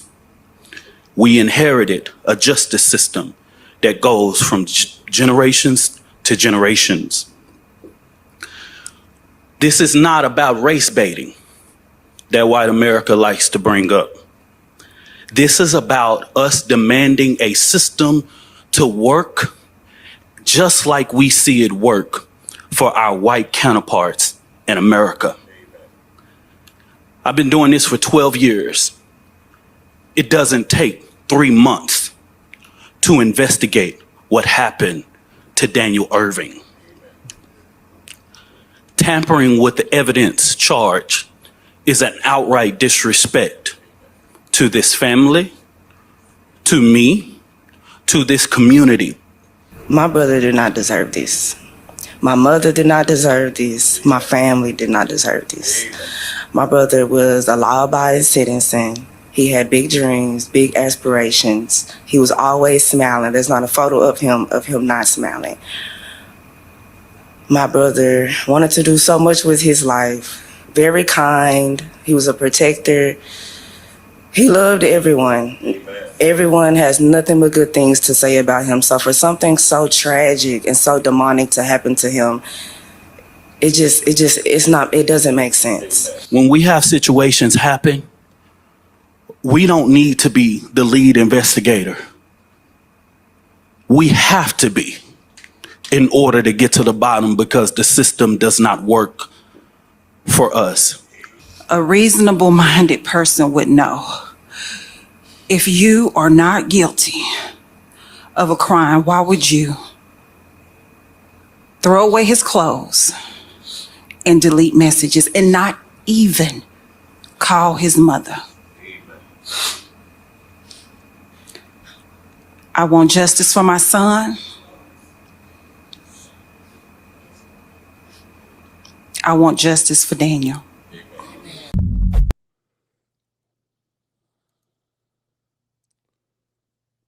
I believe the only reason why they moved on this case was because of the case of Nolan. The Nolan Wells case is going to put fire under any similar cases that are also out there. It's a push right now. Yeah, it's kind of hard to explain why you would get rid of someone's clothes. while you were giving it their phone, they closed, delete messages, phone closed, because they fell in the water and you don't want to be blamed for it. You panicked. Now, if I'm with somebody, this ain't a movie. If I'm with somebody and they fall in the water, I want to go get help for them. The first thing you're thinking is not, I don't want nobody to accuse me. You ain't even thinking about that. You're trying to save the friend that fell in the water. I mean, I know people think we're gullible, right? They must really believe in their own propaganda about us. They think we're stupid. Family, if you're with a friend and your friend gets hurt, your first instinct is to help your friend. It's not to make sure nobody blames you for your friend being hurt, unless you hurt him. I'm sorry, family. Where's the Daniel Erving story from? Is it Texas? Anybody know where it's at?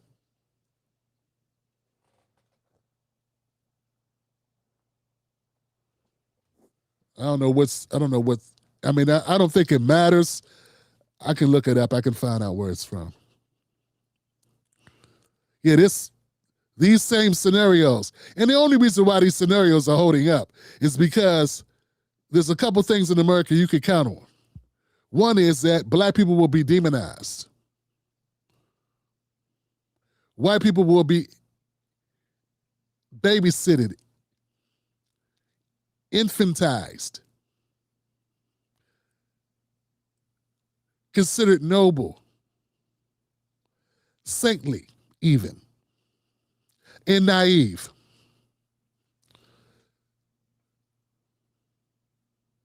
In a lot of, I think sometimes black folks get it twisted.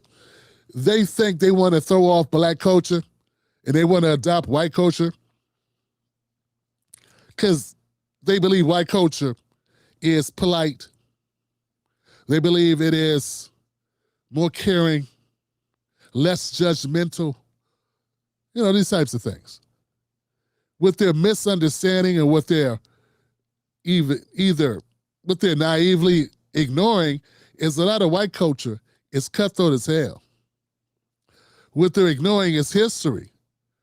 That underneath that niceness, underneath that politeness, underneath that fake corporate, how are you? How are you? Are sadistic people as well. Even more so. So, yeah, I don't think I think we get caught up in that. And I think we got to do a better job of letting our kids, just reminding young people. You know what? We don't have to tell each other about each other. For the most part. I mean, damn it, Johnson. It's a broad brush. I don't want to paint with a broad brush because they're good people and bad people. You know what I'm saying? And I understand that. And there are brothers and sisters that won't look out for you, that will set you up, rob you, shoot you, the whole nine. I'm not discounting that. But don't go buying into a false representation that people care about you when they don't. And it's after the fact. I'm sure it was 100,000 people who have gone fishing since this happened to Daniel Erving. And it went fine. It went amazing. Right? And it's this one incident that we're talking about now makes us like, oh, the parents should have done better, this and that, this and that. It's like no way to know if it's you. It's no way to know if it's you. And it's not just older people, fam. Fam, I'm trying to tell you, about 10 years ago, I met a guy while I was fishing. It was a brother. And we became fishing partners because we ended up at the fishing spots. Right? He told me where a fishing spot was. I told him where one was. Then we bump into each other another time at another fishing spot. And we talked about fishing. This was years ago when I had time. I don't have time to do it now.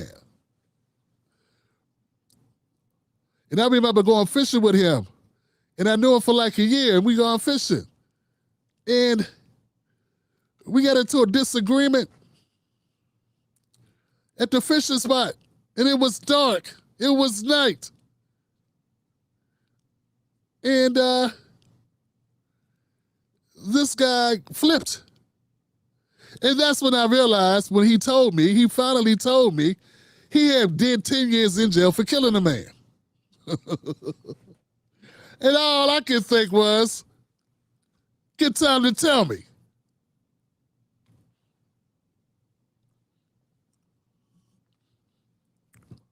I was a grown-ass man and hadn't considered that just because this is a good brother and we like fishing, and I know him for a year, that man, I really knew him. Now, nothing happened. We just had a disagreement. But I did think, damn, I was slipping. Thank goodness I didn't slip so badly that, but it would be good to know that. I don't know why I threw that in. That won't make it in the video. That's just between you and I. I'm just saying, fam, even grown-ass men be slipping sometimes.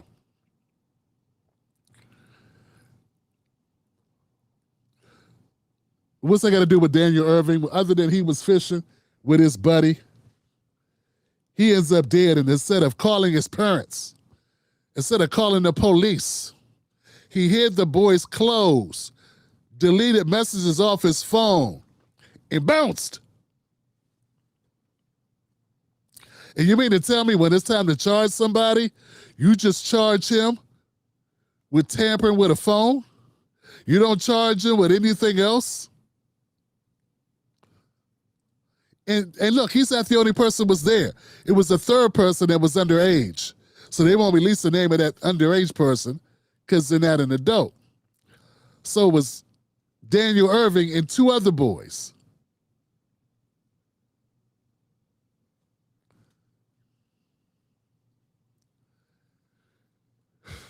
Maybe it's my spidey senses tingling. Maybe it's my paranoia.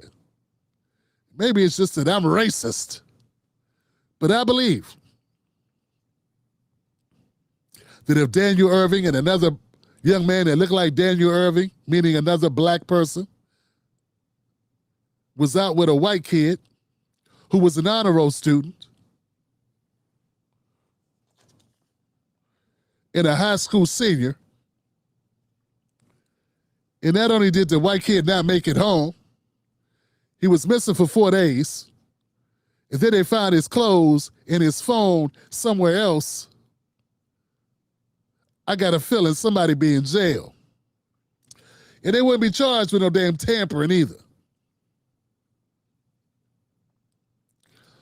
They be in a box right now, sweating the hell out of one of them to make them roll over on the other one or take this beef. Somebody gonna take this charge. It's either gonna be you or your friend in the other room. Somebody pushed this young man off this damn bridge. Because if you didn't, somebody would have said he fell off the bridge. Who's gonna accuse you of pushing somebody if it's no DNA to tie you to the push? Pushing ain't out the sky. Somebody fall, they fail.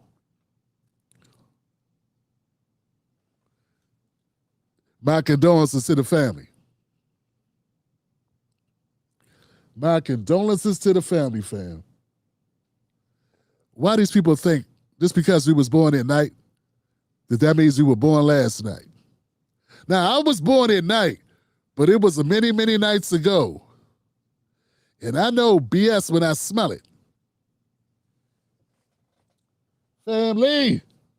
Oh, family.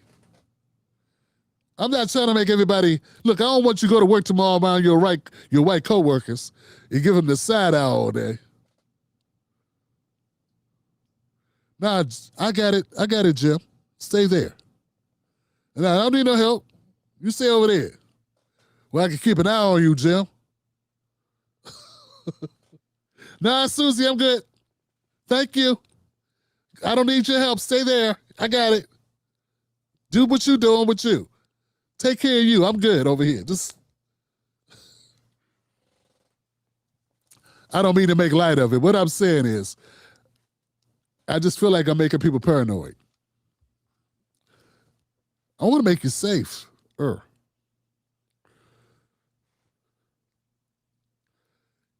like this broadcast tonight, man? I want to apologize for the delays. But I got to get this content done. I got to record this content. And when I record it live talking to you, somehow I think it's better. Feels realer. When I record by myself, I be trying to make things perfect. And perfect don't seem real. You know what I'm saying? Trying to get the line right. If I get the line wrong tonight, so what? It's live. I do the best I can. Listen, I got a flow to it. You know, I got a flow, a cadence. You know what I'm saying? When you be recording on your own, you be like, let me try this again. Ladies and gentlemen, there's a newscaster, a young man by the name of, be sounding, But when I'm talking to the Tim Black Wolfpack, when I'm talking to y'all live stream, I don't got no time to put on no airs, baby.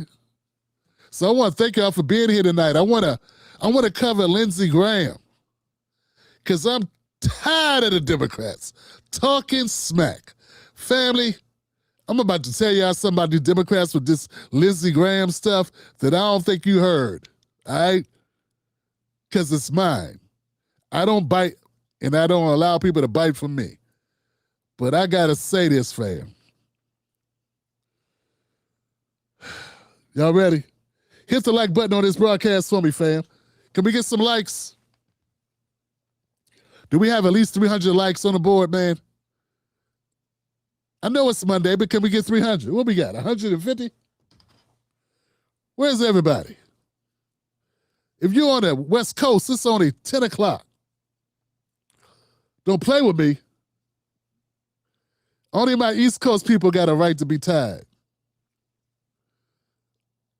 If you ain't on the East Coast, I don't want to hear nothing. No complaints. All right. Let's get Lindsey Graham, fam. Miss Lee in the building. Miss Lee, who think you crazy, Miss Lee? Your family like, why are you up with this fool? Why are you up with this fool? Go to bed. All right, y'all. Lindsey Graham time, y'all. Next up with Tim Black. Harriet Tubman was one of the most famous conductors of the underground. My bad. Let's do this, Al Sharpton. It's going to be quick, all right? We ain't going to take all day with this. Ground Railroad and risked her life serving as a nurse, armed scout, and spy for the North during the Civil War. And yet it took decades of fighting for her just to receive just a $20 a month widow's pension from the federal government. So a decade ago, the Obama administration sought to make amends by putting her face on the $20 bill to replace President Andrew Jackson, who is believed to have enslaved over 325 people in his lifetime. But changing our money is a long process, and the project ground to a halt during the first Trump administration. At the time, the president suggested that Tubman be downgraded to the $2 bill.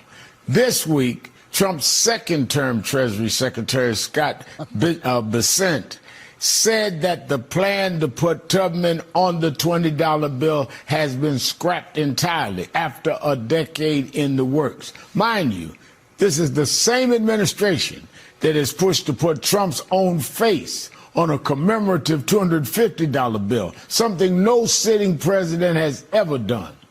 As America celebrates its 250th anniversary, I'm reminded of Dr. Martin Luther King's description of the U.S. Constitution as a promissory note.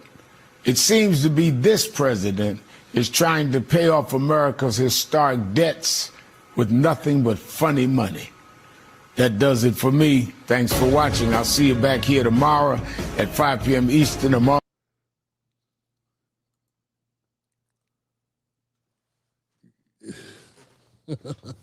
when I listen to Al Sharpton. When I listen to Reverend Al, one thing comes to mind immediately, and that is they still make you. People still listen to Al Sharpton. We still got people that trust Al Sharpton. It's like people that still like drink Kool-Aid. You know what I'm saying? Like, you still drinking Kool-Aid? You don't still drink Kool-Aid. It's like every once in a while you'll meet somebody that still drink 40 ounces of Old English or something. You be like, I see this online. You know, I see like a 55-year-old white man with a channel where he drink all the malt liquors. You see this guy? And I don't know, maybe it's different because it's a white guy. But if a black guy had a channel where he was drinking malt liquor, I'd be like, you still drink malt liquor? No. What is wrong with you?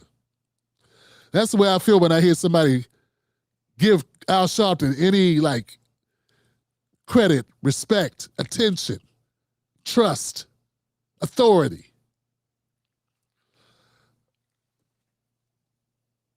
I want to convert some of these Democrats. But the fact that we got people that would actually believe that Harriet Tubman wants to be on money. Harriet Tubman came from a time when black people were sold for money. Name a building after her. Name a mountain, a star in the sky. Why would a former slave want to be on money?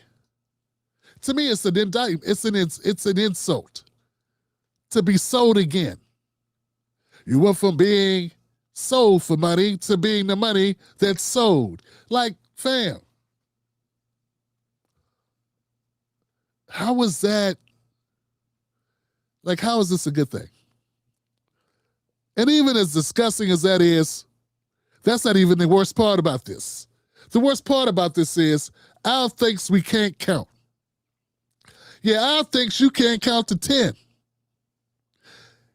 He thinks you're as senile as Mitch McConnell and Joe Biden are.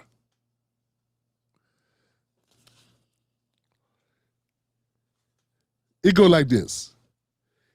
If the idea to put Harriet Tubman on the $20 bill was 10-year program, that somewhere in there was a Democrat in office. And that Democrat did not do it. So basically, as bad as you want to come for Trump on this, at the end of the day, he did exactly the same thing Biden did. Nothing. Listen, man, there's this meme floating around. It's a Bugs Bunny. And it's two Bugs Bunnies. Maybe you've seen it. It's two Bugs Bunnies in this meme. On one side is a Republican. The other side is a Democrat. And the Republican is like this. No. And the other side is the Democrat. And the Democrat has a rainbow flag, a fist pump signal, you know, Black Power, peace sign. And Bugs Bunny is like, still, Bugs Bunny's like, no. And the whole purpose of the meme is, at the end of the day, the Democrat side will give you all this. I love you. Yes, we love the blacks. Yes, we love the LGBTQ. Yes, we love the whatever, right? We want to end wars and we want to save the immigrants. But at the end of the day, the answer is still no. That's a perfect meme for this. They want you to be more mad at Trump for saying no than with the Democrats who, if they didn't say no, they did no. And when you call them out for it, they'll say you're a Trump supporter. if you call him out for it. But see, Trump never made a promise to try to do it. It wasn't his idea. He inherited the idea from, what was it, Obama, right? Obama didn't do it. He talked about it. Trump came in and was like, nah, we ain't doing that shit. Biden came in and was like, kick the can down the road. Let's leave it for my successor to do. And as successor came back, I thought I told you I didn't want to do that.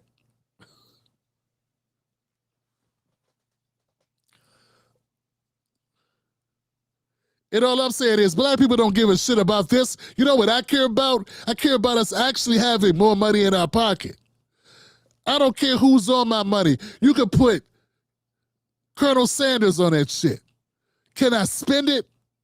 And how do I get more of it? Put Captain Kirk or Captain Kangaroo or the Captain Tennille. You can put Billy Ocean on my money. I don't give a shit. Can I spend it? And can I have more of it? How can I get more of that? See, they got black people messed up, man. Democrats got black people's minds messed up. Symbolic, symbolic, symbolic. We gonna die in a pool of symbolism. Ribs touching, kids ain't gonna hurt shit, and we gonna be full of symbols.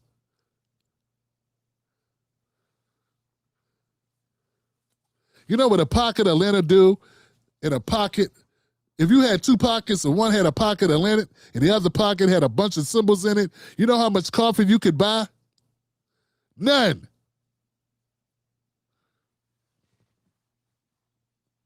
Because symbols don't spend, baby.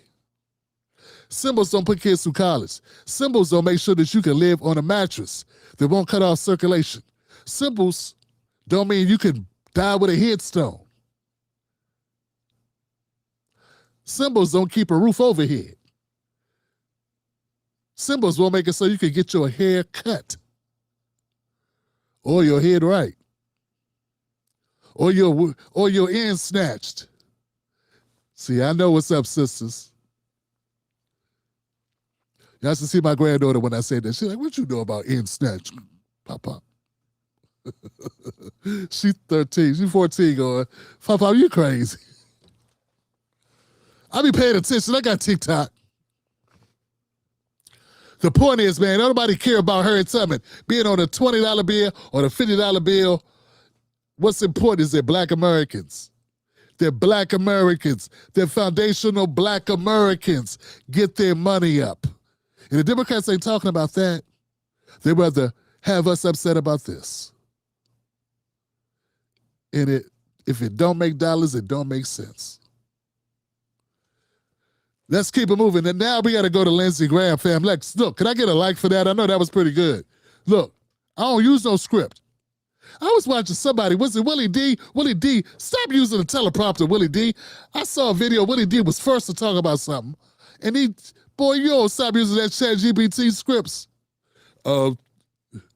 People, the man has said, he don't read well anyways, and then, look, family, the roach was crawling in Cyrus Carmack Belton. He had died because of what they had done, family. And then he just got quiet. Here. Y'all stop reading off the damn teleprompter. Cut it out. Cut out the teleprompter. You making it look bad. See, nobody else will tell him. Nobody will tell him because he was with the ghetto boys. Willie, no. Wing it, Willie. Wing it. Shit sound horrible. With love, my brother. Look, respectfully, my brother. Respectfully, my brother. All right, can we get to Lindsey Graham now? Lindsey Graham at the Biz House. He said Lindsey Graham is in hell. Let's go. Among our guests, the parents of Mississippi teen Nolan Wells, who was found dead after going missing in Mississippi on the 4th of July, and the attorney Benjamin Crump. They are still looking for answers. That is Sunday right here on Politics Nation. More MS Now at the top of the hour. Next up with Tim Black. Look at this rooms, motherfuckers. We ain't going anywhere. Political structures that I have to work in, that we all are surrounded by, was built on slavery and genocide and rape and oppression. Real change doesn't come from the cowards and warmongers in Congress. It comes from the streets. It comes from all of us mobilizing and seizing the power to... Hey, you know what? Rashida Tlaib, that's the name, right? Is that the one that was up here talking about reparations for immigrants? Or was it Pramila Jayapal? One of these Justice Democrats, the squad, one of these people was up here advocating for reparations, not for Black Americans, but for immigrants, because they was afraid they might get deported. Not for people that were deported wrongly. People that got deported wrongly, it's not reparations. It's called a lawsuit. That's what that is. That's not reparations. That's a lawsuit. Sue. You know, why isn't nobody talking about the fact people leaving, like people going back to Haiti, are leaving with money? Why are they leaving that part out? Why nobody leveling with people? People are leaving, just like a lot of Mexicans left. They got paid to leave. Let me get this right. They broke in our house, and then we paid them to go home. And we provided them with transportation to leave. But you call that fascism. I'm trying to figure it out, fam. I don't know, man. I went to Prince George's County Public Schools. You know, you know what I'm saying? I didn't go to Harvard. I didn't go to Yale or NYT. But that sound like some YT BS. If somebody broke in my house, I know one thing, if somebody broke in my house and I caught their ass in my house, I wouldn't pay for them to leave, nor provide them transportation home. But I would help their ass to the upper room. That I know. These people crazy, Johnson. These people crazy. Back to this lady. I'm sorry, back to this lady. Rashida Tlaib, shut up. Rashida Tlaib, keep our black ass names out your mouth. Stop talking about black this, black that, black. Listen. You don't get to use us to help everybody else except us. Stop acting like you tough. If you was tough, you'd be fighting for black people. We're the hardest fight to fight. All the other fights are easy. Yeah, compared to trying to get justice for Black America, that's a fight we've been fighting for 300 years. You want to come fight for Asians. Got here last month. They ain't even been here long enough to know if they like it or hate it. They'll go right to Canada. They ain't got no roots here. Up, going to Canada. Come on, let's go. Stop packing up shit. Come on, let's go to Canada. See what they got over there. I like pancakes anyway, shit. They don't have no roots in America. Stop making it seem like everybody come here and love America. They came here for money. Then they got here and realized the money's harder to get than they thought. Sleeping on the air mattress with 15 of their siblings in a 3-bedroom, it wasn't exactly the American dream they had in mind when they traveled 1,000 miles. They got dry humped by an old man who smelled like tequila and had a gun on him. See, y'all not ready for Tim Black, man. Tim Black will say things. You're not going to hear this on a lot of other podcasts. For one, it's kind of crass, but for two, it's real. Number two, it's real. Yeah, Rashida Tlaib, I'm about to ask you to keep our name out your mouth. Or you could do what Godfrey says we should do when we said he not Black American. Now, if you know what he said we should do, then I just made you think it. Yeah, Godfrey was talking reckless, wasn't he? Your boy Godfrey was talking reckless. That's his favorite line. He likes saying that. Yeah, he do. All right, guys. Are we going to get to Lindsey Graham tonight? Damn, it's only 3:30. What time is it? Damn. 2:30. Did go to bed? Rain of tears. You don't owe me this. Let them go crazy. I can't do this to y'all, man. This is wrong. Oh, it's 1 o'clock. I'm sorry. Okay, 10 more minutes. Can we go 10 more minutes, moderators? I thought it was 2. Oh, I've been live for 2 hours. Okay. We've been live streaming for 2.5 hours almost. You can't get rid of me that easy. All right, guys. I want to talk about Lindsey Graham because I believe I'm going to say something different. Yeah, I believe I'm going to say something that's memorable. So let's give it a try. Return of the man. To resist and fight back.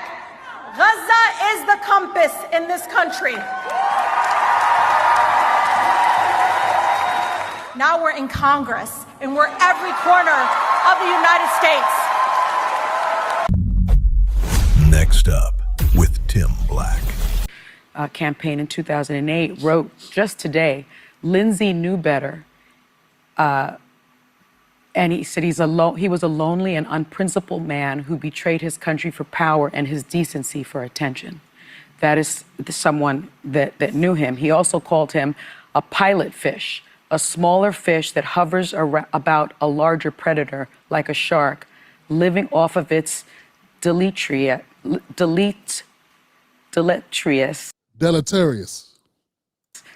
And that's Lindsey. She just made up some words. Hey, what makes you think Lindsey Graham was lonely? I hear it tell he had lots of friends. And if you look at his own words, Lindsey's own words, in 2015, he calls Trump a race-baiting, xenophobic, religious bigot. In 2016, he said, if we nominate Trump, we will get destroyed and we will deserve it. But then, in January 6, 2026, he calls him the greatest president of all time. And then May 27, 2026, he said they should change the Nobel Prize to the Trump Prize. And then finally, on June 9th, 2026, he says, Mr. President, you're not far behind God. And so I think when you're talking about he's going to have to explain it to God now. Yeah. When you're talking about a complicated legacy and someone who may have betrayed his country for power, that seems to be, in my view, what his legacy became. So I'm going to echo Anna's sentiments that today the people that have passed aren't going to read the comments. Hold on a second, fam. Can we have a break for sanity? Man, what is it with The View just got nominated for a Grammy, right? It's got nominated for another Grammy. They got over like 20 Grammy nominations. Yeah, man, very decorated show.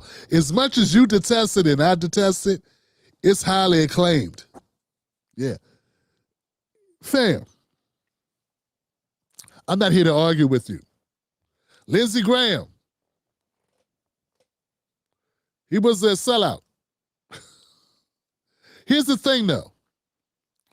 White people can't be sellouts. Yeah, white Americans can't be sellouts because they're on both sides of everything. They're the good and the bad of everything. Like, yeah, you can't be a sellout if you're never brought in. Lindsey Graham never brought into anything to sell out anything. He was a Republican who supported a Republican president. Same thing Democrats do every time there's a Democratic president. In fact, Democrats are more loyal to Democrat presidents than Republicans are loyal to Trump. Yeah, I'm sorry. Where were the Democrats that went rogue on Obama? Were the Democrats that went rogue on Biden and he was mentally incompetent? And they were still like, let me carry this water. We got to keep hope alive. And Biden is a really noble man. The Strom Thurmond funeral guy. Yeah. And then Lindsey took his seat. And y'all blaming Lindsey for taking Strom Thurmond's seat, but Biden eulogized him. What are we doing here? See, this is the thing, man. This is what I'm talking about, fam. We have people that don't know any of this stuff who just fall in line. And I'm saying, fam, it's our job to educate them because they don't know. It sounds to me like Lindsey Graham at one point was resisting Trump. But then when he saw Trump was going to win, he decided he still wanted to have a career. That's all it sounds like. And it sounds like he wanted to excel in his career. That's how he ends up in Ukraine. Because he kissed ass. It's the same thing all y'all were doing to Biden. It's the same thing y'all were doing to Obama. It's the same thing they did to Clinton. It's the same thing Democrats do all the time. Look, fam, this idea, this notion that it's only Republicans that kiss up, get the hell out of here. All of media kissed Biden's ass. It wasn't until it was pretty sure or pretty clear after that debate that people finally said, hey, Pop needs to go have a seat. Shucky Ducky needs some new jokey wokies. Yeah, it wasn't until then that people was even warming up to the idea that Biden needed to step aside, even though he couldn't walk anymore. Yeah, I will admit, Lindsey went pretty far. I mean, damn. He said instead of a Nobel Prize, a Nobel Peace Prize, we need a Trump Prize. That's a guy kisses real serious buttocks. He want his face on Mount Rushmore. Buttocks kisser. But let's not get it twisted, man. The way the Democrats was kissing Obama's ass, wow. Every newscaster in America, every liberal newscaster in America, every time Obama gave a speech, they needed to label their broadcast PG-13, just in case kids were in the room. Because they were making love to Obama's, just his essence and his aura. There's never been anyone who quite speaks and says nothing about nothing as well as Obama, and promises nothing and does nothing, but says things that sound good. Oh, it's so amazing.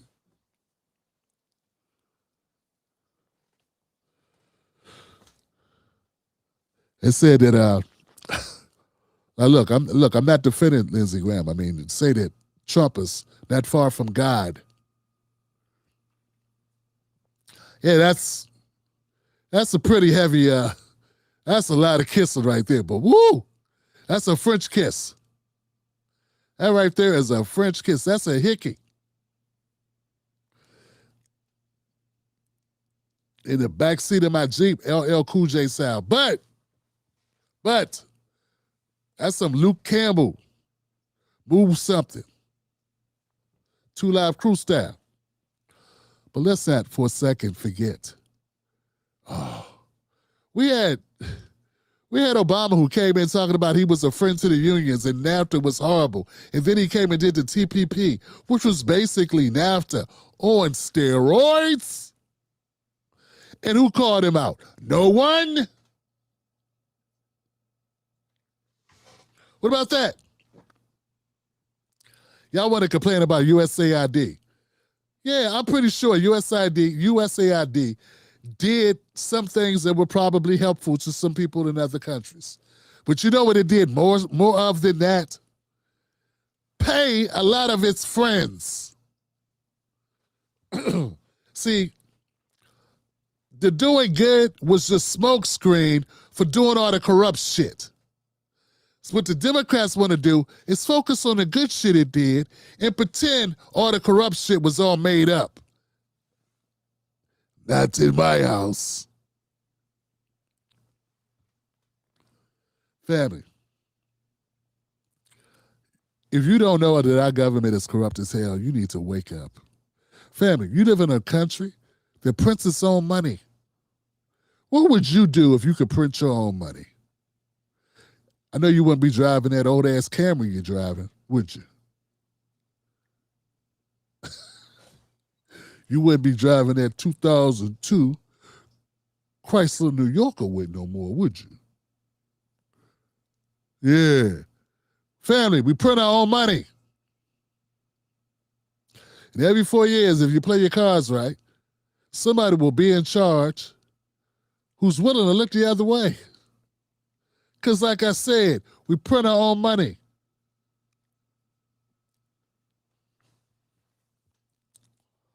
Now this part was some strong words. Sonny said that Lindsey Graham betrayed his country. I got a problem with that because he didn't betray his country. He betrayed you. But in order for him to betray you, he'd have to swear an oath to you. He did not swear an oath to you. He works for the Republicans. He did the bidding of the Republican president. And that's the same thing you will do or have been doing all this time. Yeah, I'm not here to exonerate. I'm not trying to exonerate Lindsey Graham. I just want to remind people, just because a Democrat or a liberal gets on TV and tells you that's the boogeyman over there, it doesn't mean they aren't the boogeyman too. There could be more than one boogeyman. There could be more than one bad guy. Haven't we seen Power? Tommy Egan was an asshole, but so was his ma and his girlfriend. And his best friend was a killer too. And so was he. See? And so were the cops. Everybody was crooked.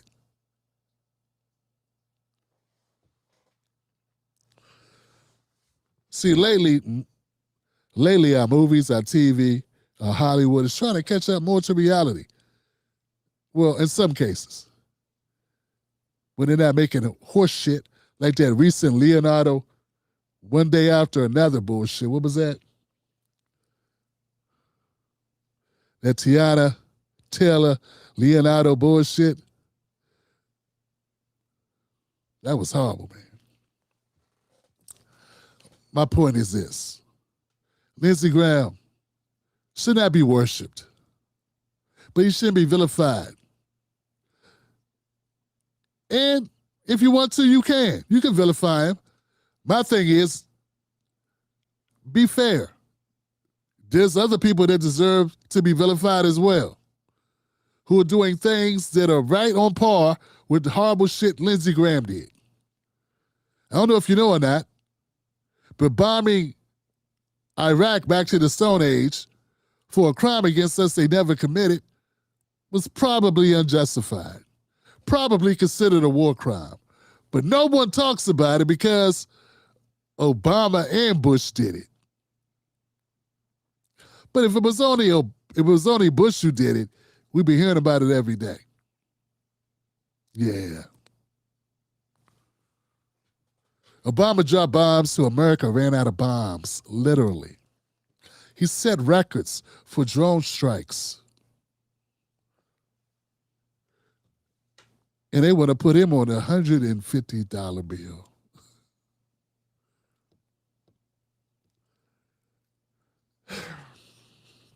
Yes, Trump is gaudy, and he worries about dumb shit. He's P.T. Barnum.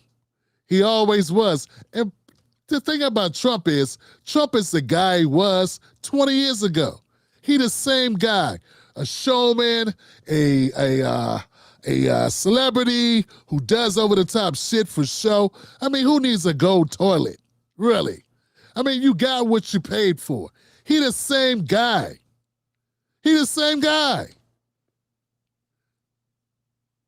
He hasn't changed. I'm not saying it's good. I'm saying it's consistent. People just didn't give a shit because the Democrats were so horrible, people didn't care. That's the kick in the ass, ain't it? That's the kick in the ass Democrats don't want to accept. You suck so bad, they didn't care how bad Trump was, as long as he wasn't you. You ever had a bad girlfriend or a bad boyfriend? You ever had a bad relationship? And you met somebody new and you ain't know them that well? But to get over somebody, they say sometimes you got to get on top of somebody else. Well, that's what we live by in this country. We always got to have another president. We can't be like, I mean, personally, if it was up to me and I ran the country, after Biden, I would have said, hey, let's be single for a while. Do we gotta shack up immediately? I want to see other people. But you don't get that luxury in America. We got to have a president right after a president. And when you have a president like Biden, who we don't even think was calling the shots in his own White House, at least the Republicans were serious and they know what they want. They elected the same guy 3 times in a row in the same primary. I mean, he beat their primary 3 times in a row. He may be bad, but he's good at being bad because they elected him 3 times in a row. No one elected Kamala, and it took Biden 3 times to get elected once. How you like me now? But see, that's the thing about the Democrats. They don't keep it real. And that's what's bad, you know. They're so butthurt, they'll never watch a show like this so that they can learn what they don't know.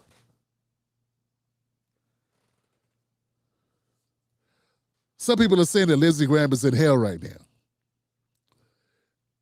Based on what I've been hearing about him lately, about his cross-dressing and some of his other proclivities, I don't think it's far-fetched to say maybe he was living in hell while he was here. I don't have to like him to say I'm not clapping for someone's death. Doesn't mean I'm crying. It doesn't mean I'm crying, Johnson. What I'm saying is stop pedestalizing Democrats